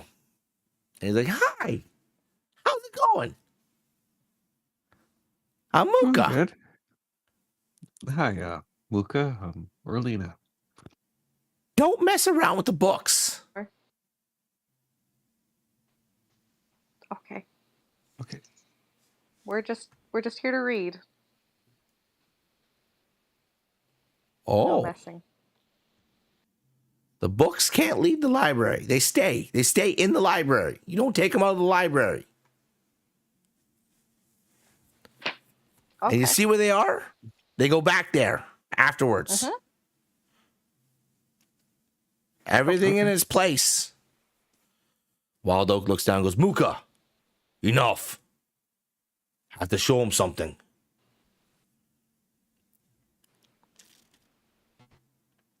Muka looks up at Wild Oak and just, oh, be careful then.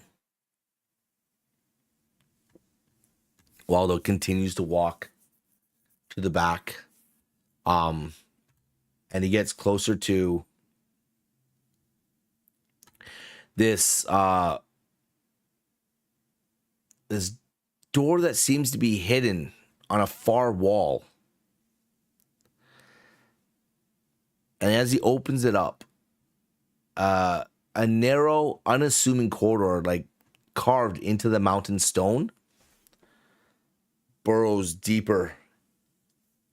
At first glance, it seems like an old maintenance passage. Cold, quiet, featureless.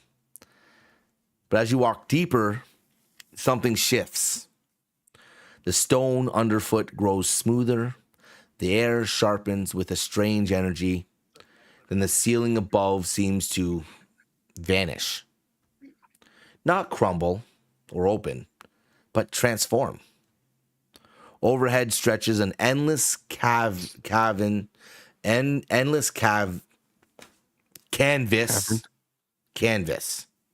I don't know why I couldn't say the damn word. Endless canvas of night sky, scattered with stars that shimmer and drift like dust in water. Constellations not seen in modern charts slowly wheel around the dark expanse. From them, silver light rains down in gentle strands, illuminating the walls, the floor, with glowing solstice runes. Symbols older than the kingdom, pulsing faintly in recognition. At the heart of this chamber stands the solstice gate. It rises in solemn majesty. I'm tired of not being able to pronounce words, man. It rises in solemn, majestic, and towering arch of moonstone and obsidian. The moonstone glistens like frost, catching every note of starlight and scattering it across the chamber.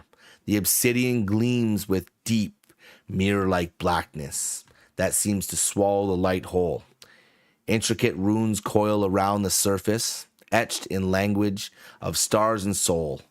The space within the arch is still empty, yet filled with the weight of potential. This is no ordinary portal. It is a relic beyond by blood and memory, responding only to a solstice born. Wild Oak looks at both of you, and he just says, your dragons may not be able to carry you far right now. This gate can take you anywhere you need to go in Umberfell.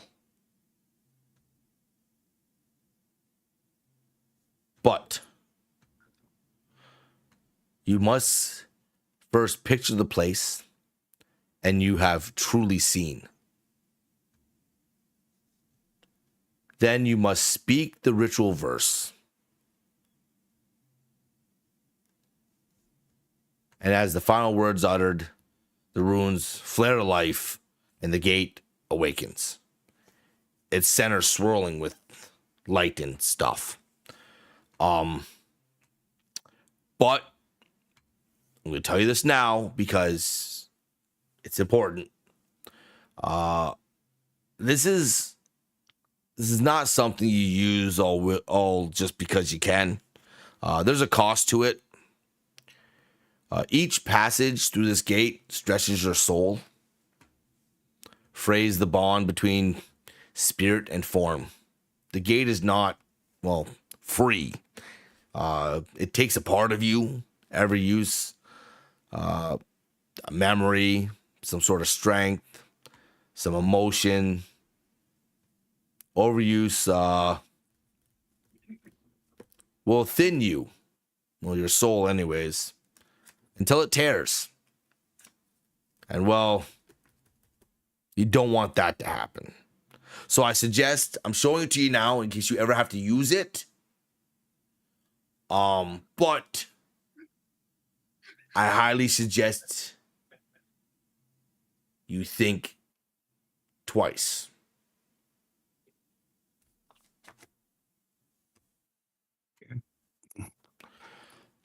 Oh, and if you're not solstice born, don't pass through it. Bad things happen. The last time, I only say this because not last time, but the time, and you see him kind of like looking up and trying to remember the last time it happened. And you see him like counting on his fingers, trying to see how many times back he's gone when he's had to deal with solstice borns. And he looks back and he goes, they tried bringing one of their family members back here, and as they stepped out of the gate, they withered and turned to dust, as if they aged like 1,000 years at once. So don't do that. If you think you can bring your family back here, no, don't do it. Okay? Okay. Well, luckily I don't have a family to bring back here, so. Or your friends. Like anyone. Really have. Okay. It's not just about your family. Anyone. They'll die. Okay. But yeah, so if you need the gate, I can teach you the verses. But Mm-hmm. all right, well, back up. Back up. Step back, please. Okay. Okay. All right. As you see him turn, and you see the same hand gestures that he made before with his hand when he was on top of the spire, and he carves it out, and you see like it looks like his fingers, his index and his thumb fingers are like drawing runes in the air in front of him. And then you start hearing him speak. He goes, "From stone and star, I crossed the veil, through shadowed path and silver trail. O Dunrath's flame, call me home, where solstice light forever shone." And then as he says the last word, you see this spiral of silver and white light start to take form. And as it's breaking apart and opening up, the one thing, since it was Oak, Wild Oak who called it, you see it open up, and as it's opening up, you see on the other side of it is what looks like scorched mountains and cracked earth. Because it's calling a place he's been.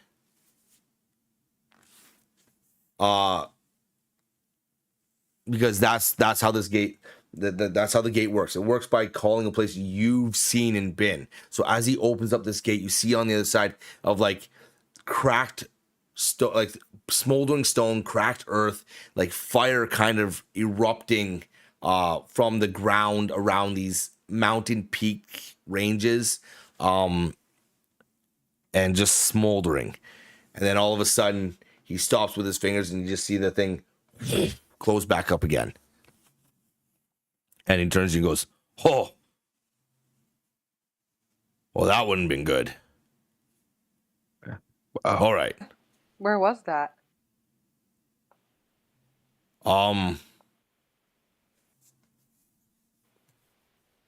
Well, so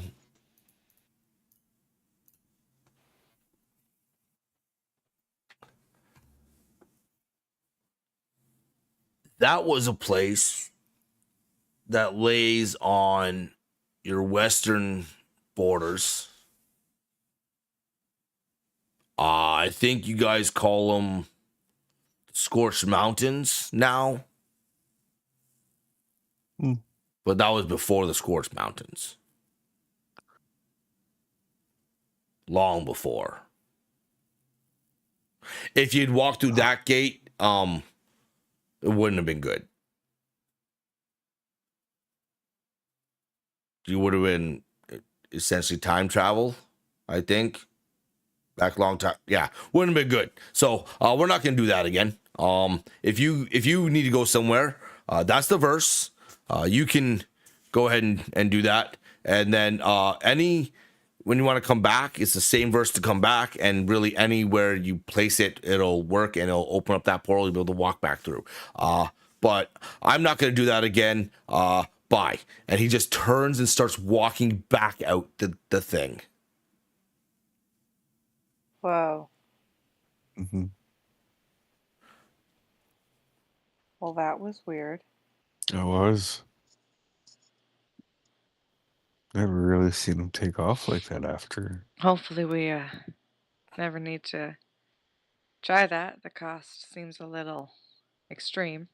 Yeah, it does seem very extreme. It's Hopefully we can get our dragons up and running.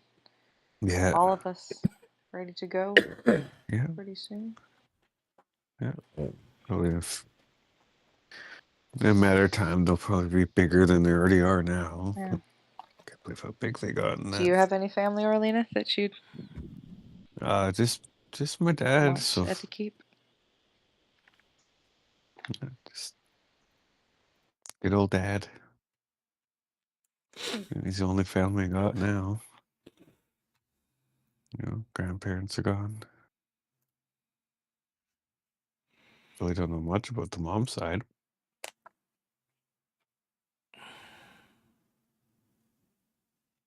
I don't know if any of her family's still around. Probably asked Dad that one. How about you?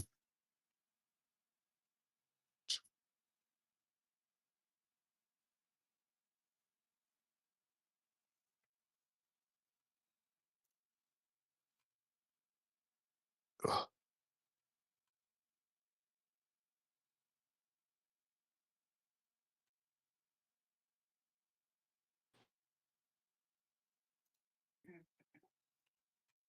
No.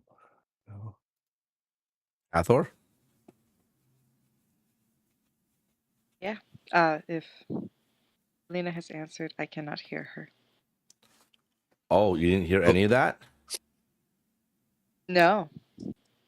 I was wondering what was going on. I'm like, I okay, kinda this is was very losing it. weird. I know. Uh, I thought it was weird. Orlina, speak up. Hello? Did you hear him? Oh. Hold on. Leave the call real quick and come back real quick.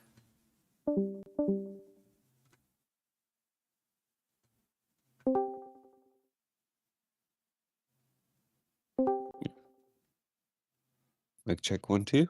Okay. Ha, Marlena. I'm here. Oh my goodness. Why does that have to happen every time? Yeah. Ah. Okay. Oh, So okay. Orlina, go ahead and repeat what you said. Okay. Well, the only family I know so far is just my father. His parents not here. I don't know about my mom's side. I don't know if she has any family left in this world or not. So it's something I have to ask Dad whenever I see him.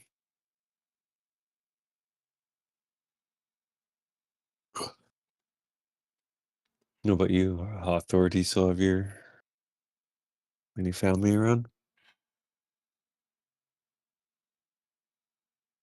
Me and my mom forever, but she died a Oh, couple days ago, a couple weeks ago. oh no. Yeah. Yeah. So Oh, I'm sorry about that. just yeah. That's just me now, but it's a new chapter. I'm sure I'll Yeah. make a new family. Yep. Yep. We make a new family. Family with dragons. So Family of Dragons. Yeah. family with dragons. Yeah, those cute. Those cute little guys. Or gals. Just Yeah. want to ask that. Are you a guy or gal? Yeah. Gonna bring me to If you're- tears. Like Yeah. we started our own family. It's not blood.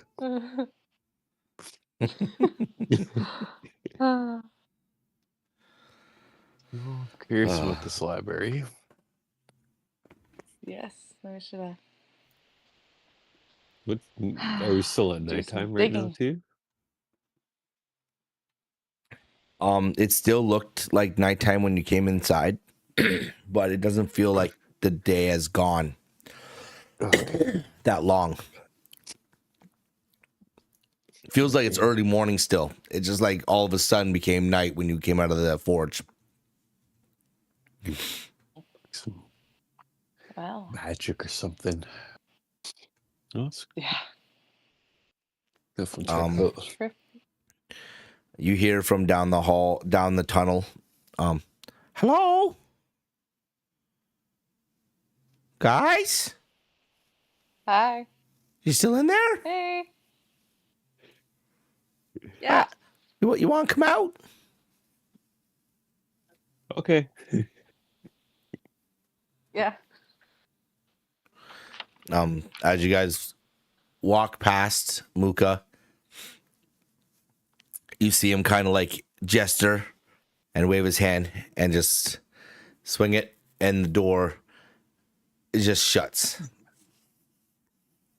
He looks up at both of you and goes, no need to be in there anymore. Yeah. We can just leave that alone. Can I help you out with anything else? Do you have any records of when the last call was? Oh.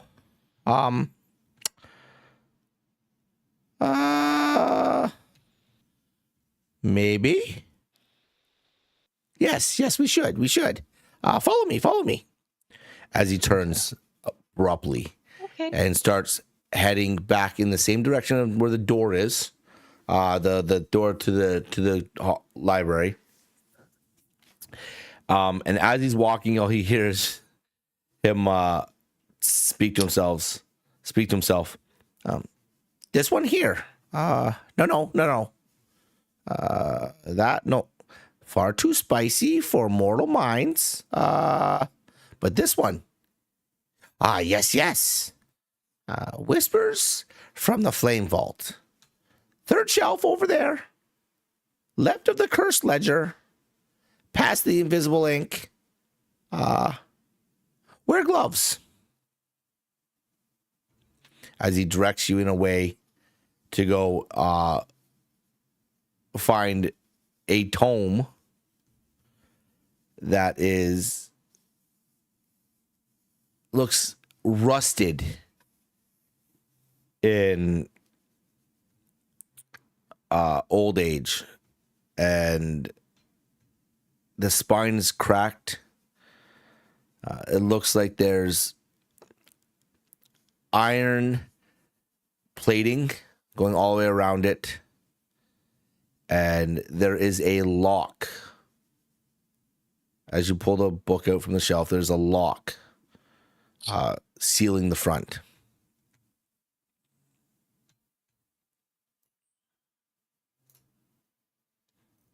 I wonder why it's locked.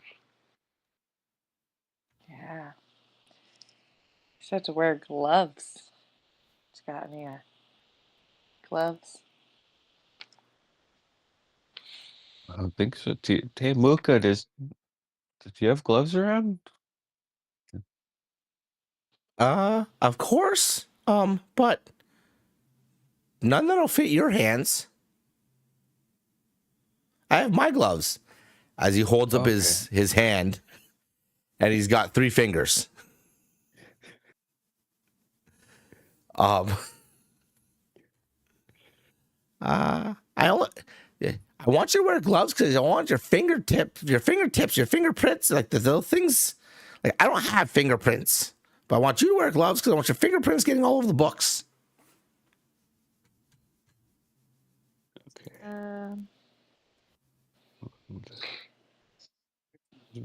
Again. Do I have gloves? That's what I'm looking at too. Sure. Oh, there it is. Inventory. At myself down. Muka starts to walk away. As he tends to other things. Like, he just tells you to wear gloves. It's up to you what you do. Yeah, I'm just gonna take a look at the lock and ignore what Mook has said.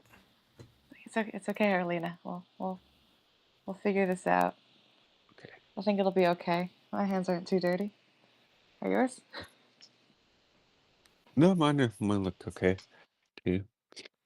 You gonna take a look at the lock? Yep. Can I investigate that?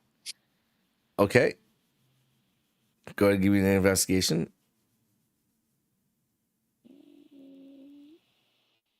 Oh, you fucking kidding me? Oh my god.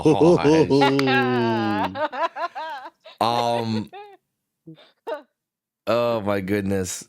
Okay, as you are looking at this lock, you notice that it's 2 pieces of like iron that clasp over top of each other, and then in the center is like a locking mechanism that's about a big square that goes all the way down. And as you look inside, you notice though that there are 2 wires that cross across the middle threshold of this lock that go down that look like they're tripwires.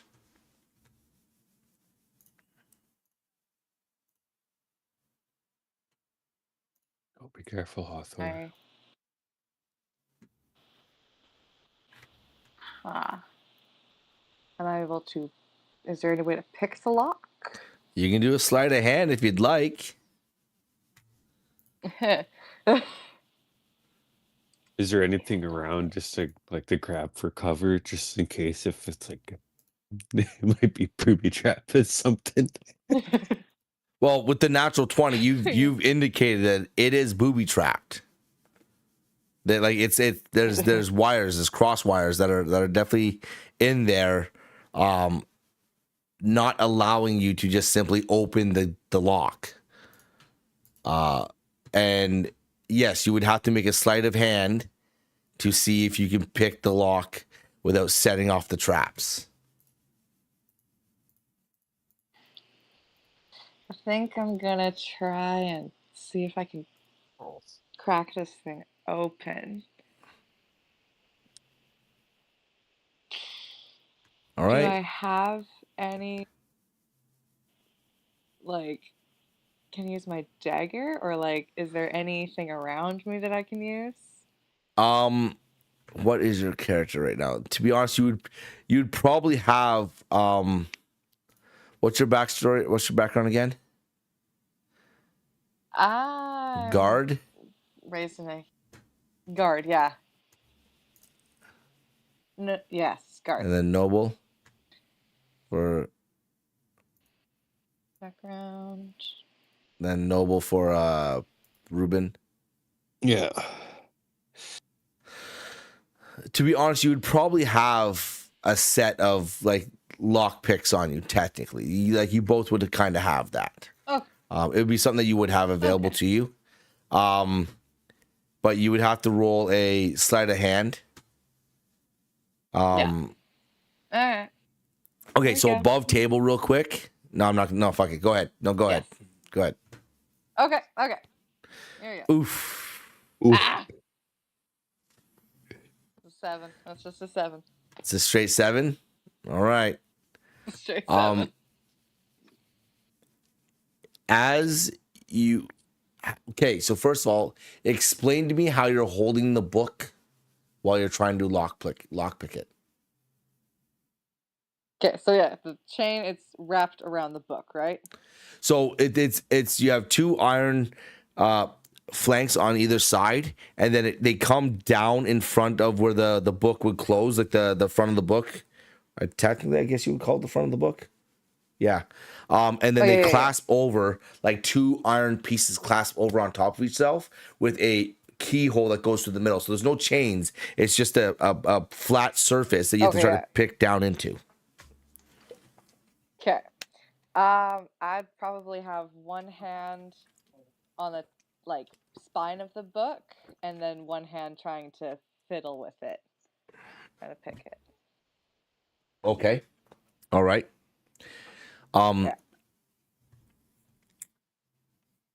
As you start to insert your lockpick, you do notice at 1 second that you've mistakenly gone a little too far, and as you turned, you clipped one of the wires, and as your hand is down below holding onto it, you feel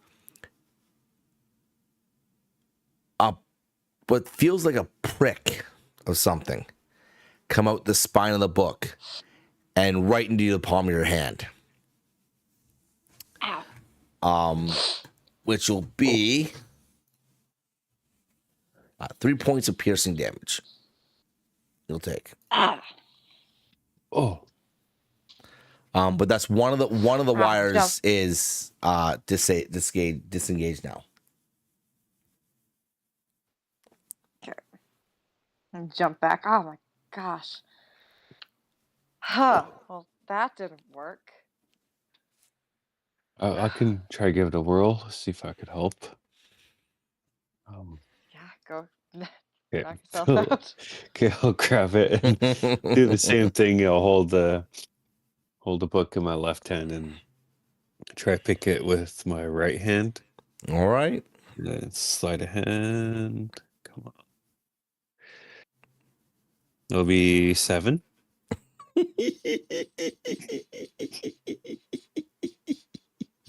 Where's your hand? Oh no. It's my left hand's holding the book, or like same way Hawthorne did. Okay. Like, yeah. Okay. As you Arlena, you might not want to put your hands there. as you reach the lockpick in, you thought while you were watching Hathor try to pick the lock, you thought that you were not going in the same direction, but unfortunately you also went a little too deep, and as you were going down into it, you clipped the wire, and all you feel is, again, with your hand down there, a prick come out and into your hand, dealing you 2 points of piercing damage. Son of a gun. But as you saw that second wire get tripped, not only did it prick in your hand, you now see the iron flanges on either side start to weld shut, as if now they will not come apart. Oh. And then all you hear, just from behind you, the shrill voice. What do you think you're doing? First, I told you to wear gloves. And now you're mishandling the books? Sorry. Well, Oh! He struts up to you before you have a chance to say anything and snatches the book out of your hand. Looks back and he says, all you had to do was ask for help. As he lays it on the stone table, and you see him take his claw, his right claw, his claw on his right index finger, and just slides along the iron on either side of the clasps as he separates the clasps. Then all of a sudden you see them both fly open, like both just pop open. And then he just opens the book. And he goes, next time, ask for help. Don't mishandle my books. Okay. Sorry.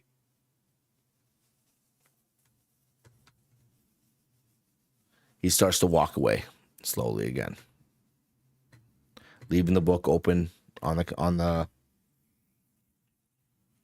table.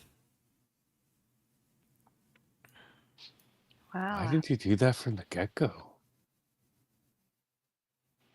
I thought I could get it. I didn't think that he would actually let us open it. I thought it was another test. Wow, that's what I thought too, especially being locked. Yeah. But why would they booby trap the books? That hurt. I know. It did. That's nasty.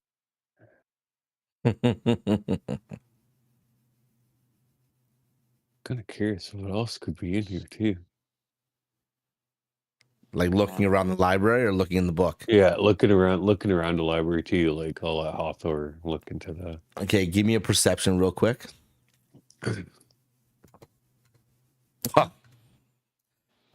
You just see rows and rows and rows of books on shelves. You don't really decipher anything that would look kind of cool to see or that would interest you. You just see rows and rows of books. Just looking and see if I can see anything. Oh, in the library? Yeah, I'll like look up where she's looking. Okay. You as well see a multitude of rows of books. You see parchment kind of hanging out from in between or at the end of some of these shelves. Just rolled up, multiple stacks of parchment. But you do notice at the top, I'm talking 12 shelves, 13 shelves high. At the very end, with all the other books leaning to the left, you see this one tome that looks extremely old, and is tilted to the right.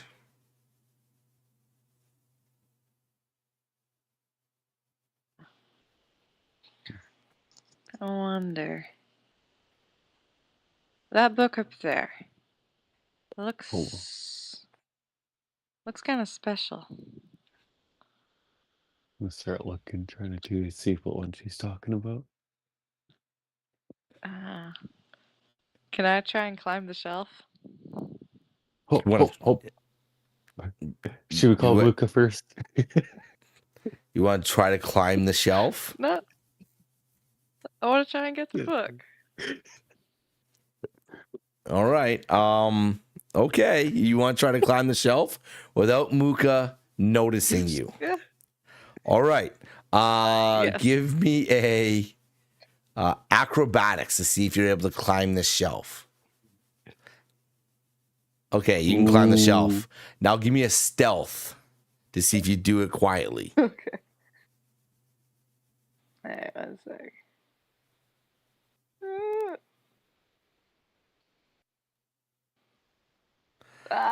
That's All a right. safe. As you climb this shelf, you find it not hard to ascend. You manage to place your feet in the right spots. The next step is just easier than the last as you get to the level of which you see this book. And as you are about to grab it, you hear behind you, ahem, ahem.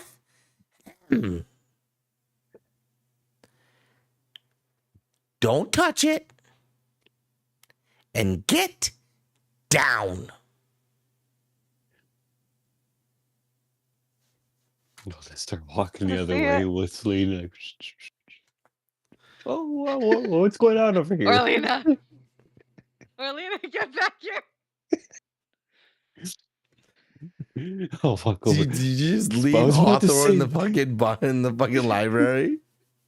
I pretended to walk the other way for a second to go Oh back. my Like, oh, what's going on here? Oh my goodness. Over to Hawthorne's like, I was about to say, we should call Muka to help us out with that. I could have gotten it myself. Muka just walks up. Start climbing back down. That book, that tome, is not for your eyes. Well, then why is it in the library? There's Fair many question. reasons why things are in places that can be seen. Doesn't mean that you're supposed to look.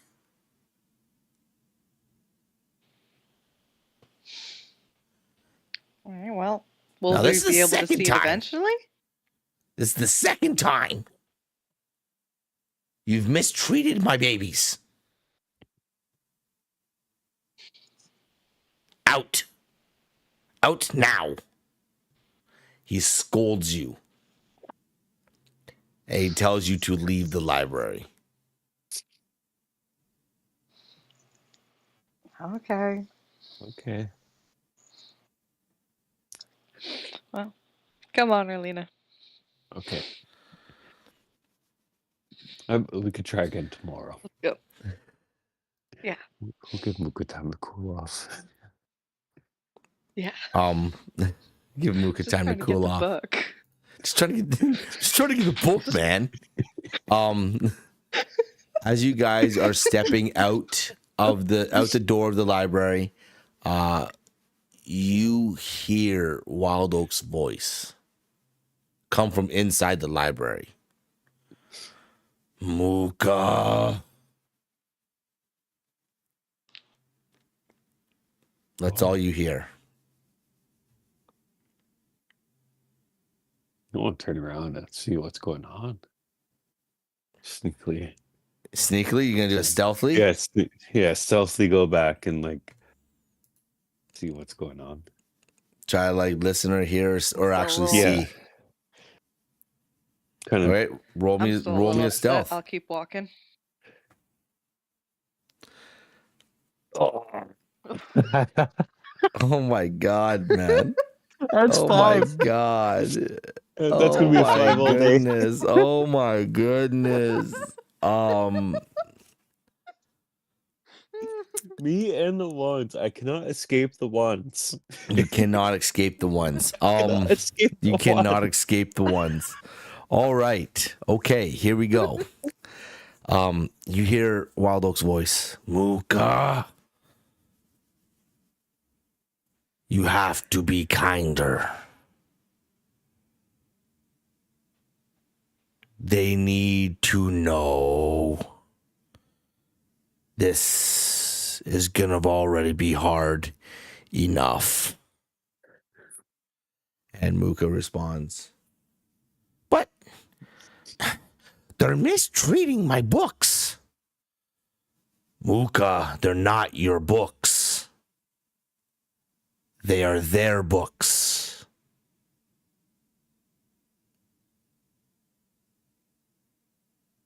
Orlina, you should probably go to bed. Okay. I thought I forgot something, but I didn't. Don't mind me. Wave my arms around. I wasn't here. I step aside away from the door. You step what? I wave my arms like going like, yeah, I wasn't here, and step sideways away from the door. Step sideways away from the door? Yeah, Are you and, trying like, to stay waving. there? No, I'm trying to like start making my way. Oh, you're leaving? Yeah, I'm Okay, leaving. you Yeah. continue to hear Mooka and Wild Oak talk, but it definitely has quieted, and you can't really hear much of what they're saying anymore. As you guys ascend the staircase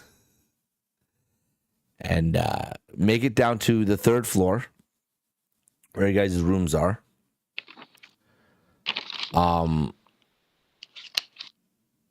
Is it just our rooms on the 3rd floor, or is there Yeah, other? it's just your rooms, just Okay. the 4 rooms. Okay. On the 3rd floor. Okay. But you're not feeling. It still feels like it's midday. Even though you've had a lot kind of happen and occur over the time that has gone on today. It doesn't feel late in the day at all. I want to explore a bit more. And now I'm getting kind of hungry. Yeah. Go see if Tackett's got some lunch. Yeah. Good. What I was trying to listen to back at the library, Mr. Wild Oak was giving Mooka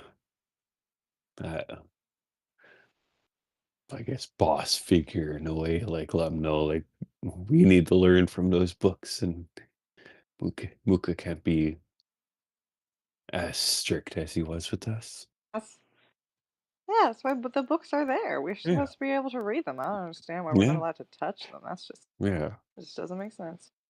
Yeah. It's so funny though. It's just about to say we should call Mooka, and yet, and I see you go right up.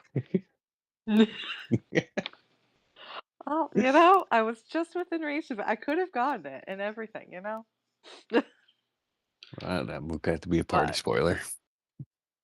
It looks pretty interesting too. I don't know. Well, I can take a look tomorrow. But, yeah, and also take a Yeah. look at the book he told us to look at, Yeah. which kind of ruined for us. So sorry about that, Yeah. Arlena. Oh, that's okay. It'll still be there. I wonder if we should bring Muka food. Okay, maybe like Yeah. we could get on his good side. Like, here, like, sorry, Yeah, buddy. I should probably apologize to him. I was a little mean. Oh, I'll apologize shit. to you, saying like, sorry, we're hooligans, but you know, like we're new to this, so you know, don't be an ass to us all the time. Come on. Oh, Well, at my least a while goodness. to talk to him, and that's kind of Yeah. settled. Yeah. That kind of calms me down, cools my nerves. I was a Yeah. little upset. Yeah. Well, Yeah. at least now we know where the library is. Well, yeah. Mm. Let's get some lunch. Let's get some lunch. Sorry, kind of skipping down the series. Like, I wonder what we have next. Oh, hey. So as you I'll walk. I won't skip. I'll walk. Surprised go I'm ahead, moving Arlena. after. yeah, Arlena, or as Arlena skips down the stairs, she gets quite a ways ahead of Hathor. Of you, Hathor.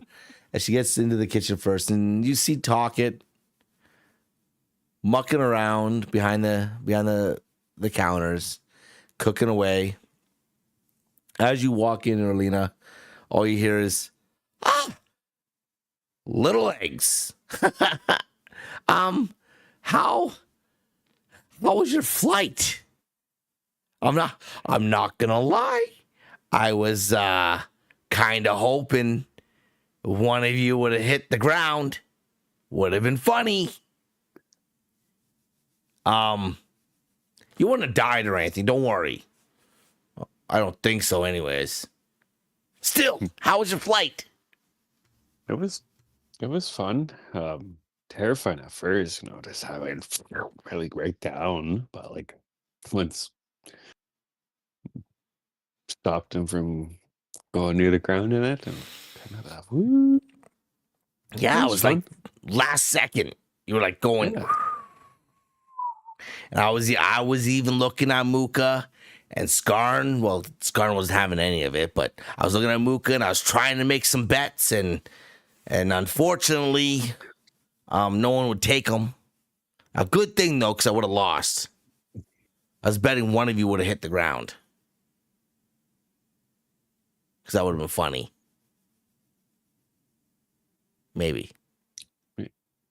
You wouldn't have gotten hurt. I've seen other riders hit the ground before. They get hurt a little bit, but they don't die. Don't worry. You don't die. At least I don't think so. Did any of them like slide really far when they hit the ground? I watched Fenric get bucked off his dragon and thrown into a wall. That was cool.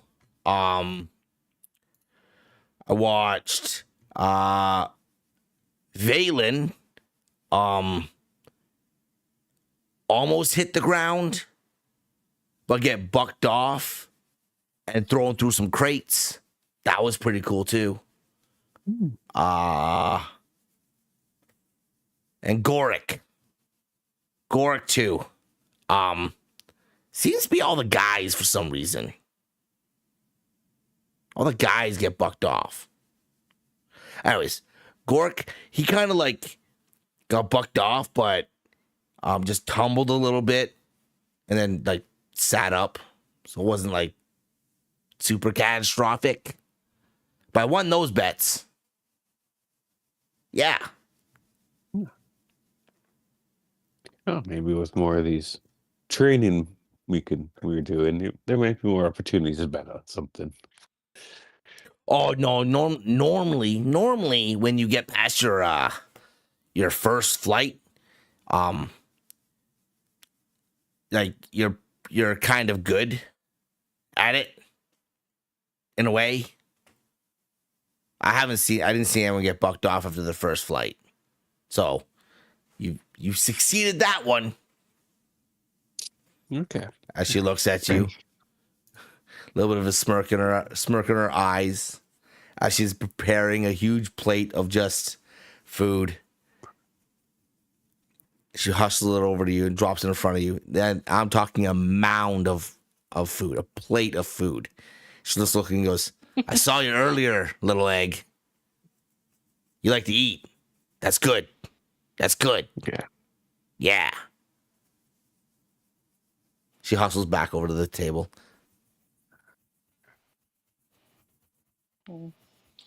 We'll join them. How about now?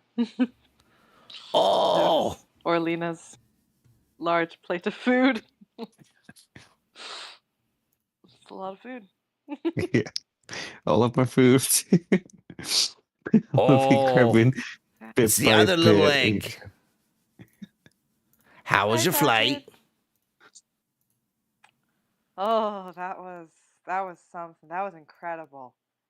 It was absolutely terrifying, and I was very close to falling off. I wasn't sure I was going to make it, but Oh, oh, dang it. She pulls up a What? chair, sits up, just leans her elbow on the table as she's like looking at both of you and goes, and just like, well, like I was telling this little egg right here, I was trying to bet Mooka that one of you'd fall off. I'm glad Mooka didn't take the bet, because that would have sucked. I don't want to have to like owe him anything. He's kind of a pickle that way. Anyways, I'm glad you enjoyed your flights. They look pretty cool. I wish I could fly a dragon. no, why can't you? Oh, we're not allowed. To be No? honest, we're for lack of a better way to say it, we're snacks in Umbral. We don't want to be around the dragons because, well, we're snack size. Oh wow. Here they don't eat us. It's kind of nice, but there, oh, I can't tell you how many siblings I've lost. Oh wow. Yeah, I'm sorry. it's way of life. No, it's nothing. That's why so essentially, we get to come here when you guys get called. You see this big smile on her face, toothy grin. She's missing a couple of her chompers. She's like, so it's absolutely amazing when you guys come to the keep and you awaken everything, because then we get to come here. But when we're not here, we're there. And when we're there, yeah. Basically, we just gotta keep our heads down. But yeah. I wonder who you got. Or the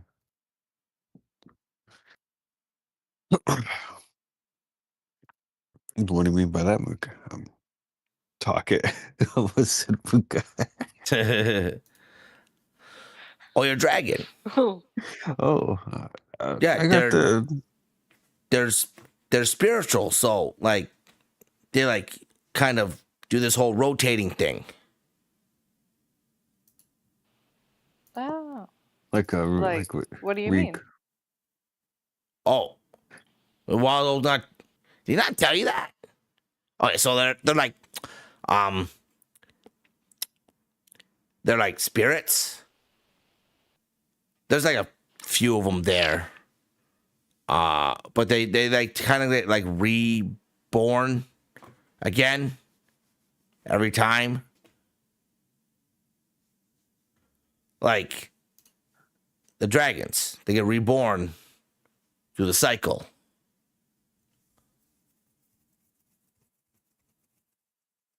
Like Eloria. Reincarnated? Yeah. Reincarnated. That's what I'm trying to talk about. Reincarnated. It's like they keep coming back, wanting more. It's crazy. I don't know. I don't understand. Well, it's interesting to know. Yeah, they're so old. Yeah, Yeah. they're very old. I've only been around for like close to 1,000 years.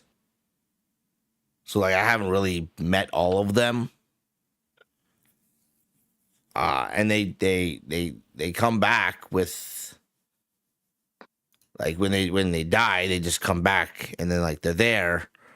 And then when they all die, we go back there. It's not a great place to live. I like it here more. Yeah. I can understand why, Talkit. I'm glad you're here. You Oh, make thanks. really Me good too. food. As she like gets down from the chair, heads back over to the counter, starts whipping you up a plate of food as well.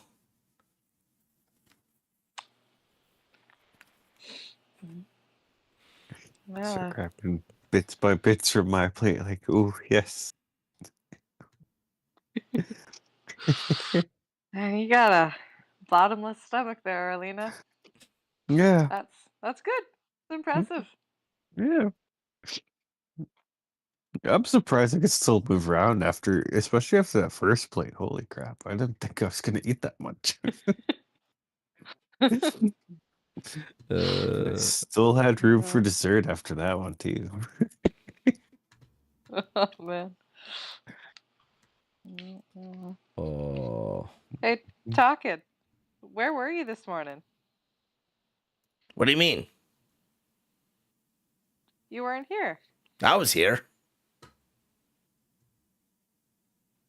Well, when we had our breakfast, there was just food, but you weren't here.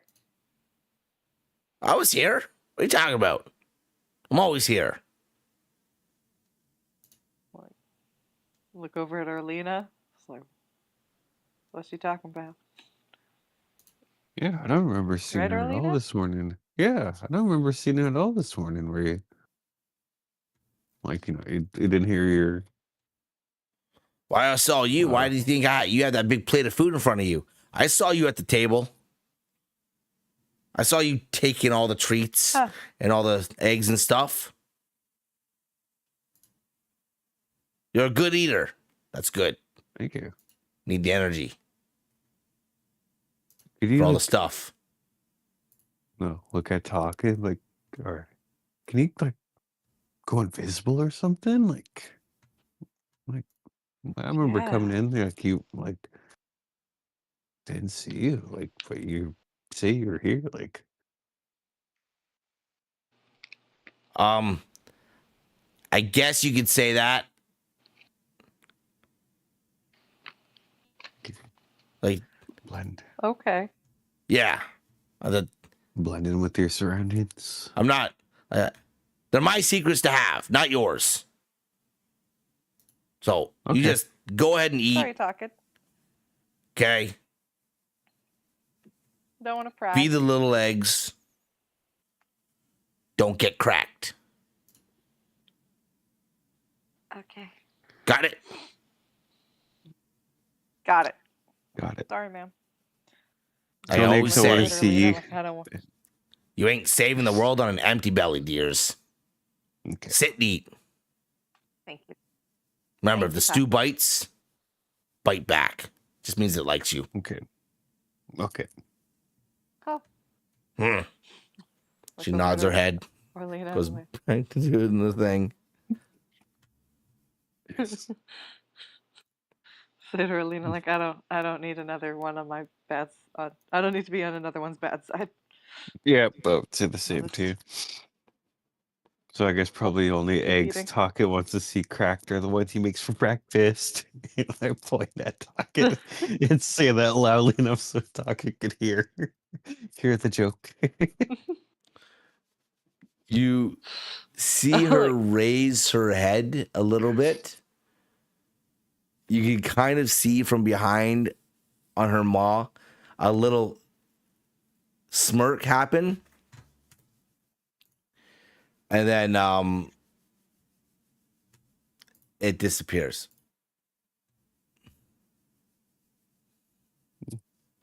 Oh, so Hathor, when you take damage, you gotta minus it off your character sheet. Okay. Yeah, so you'll just see what the current hit points are. You took 3 points of piercing, so you'll just like go that and you'll say damage on it and it'll change it for you. Okay. Yeah. Yeah, stabbed in the hand. Trying to open a book. It was funny. I enjoyed it. All right.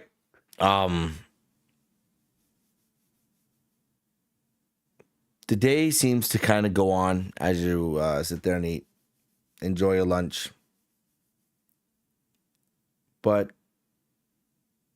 you feel like there's more that needs to happen. Mhm. And that's what we'll end it here tonight. Alrighty. Yeah.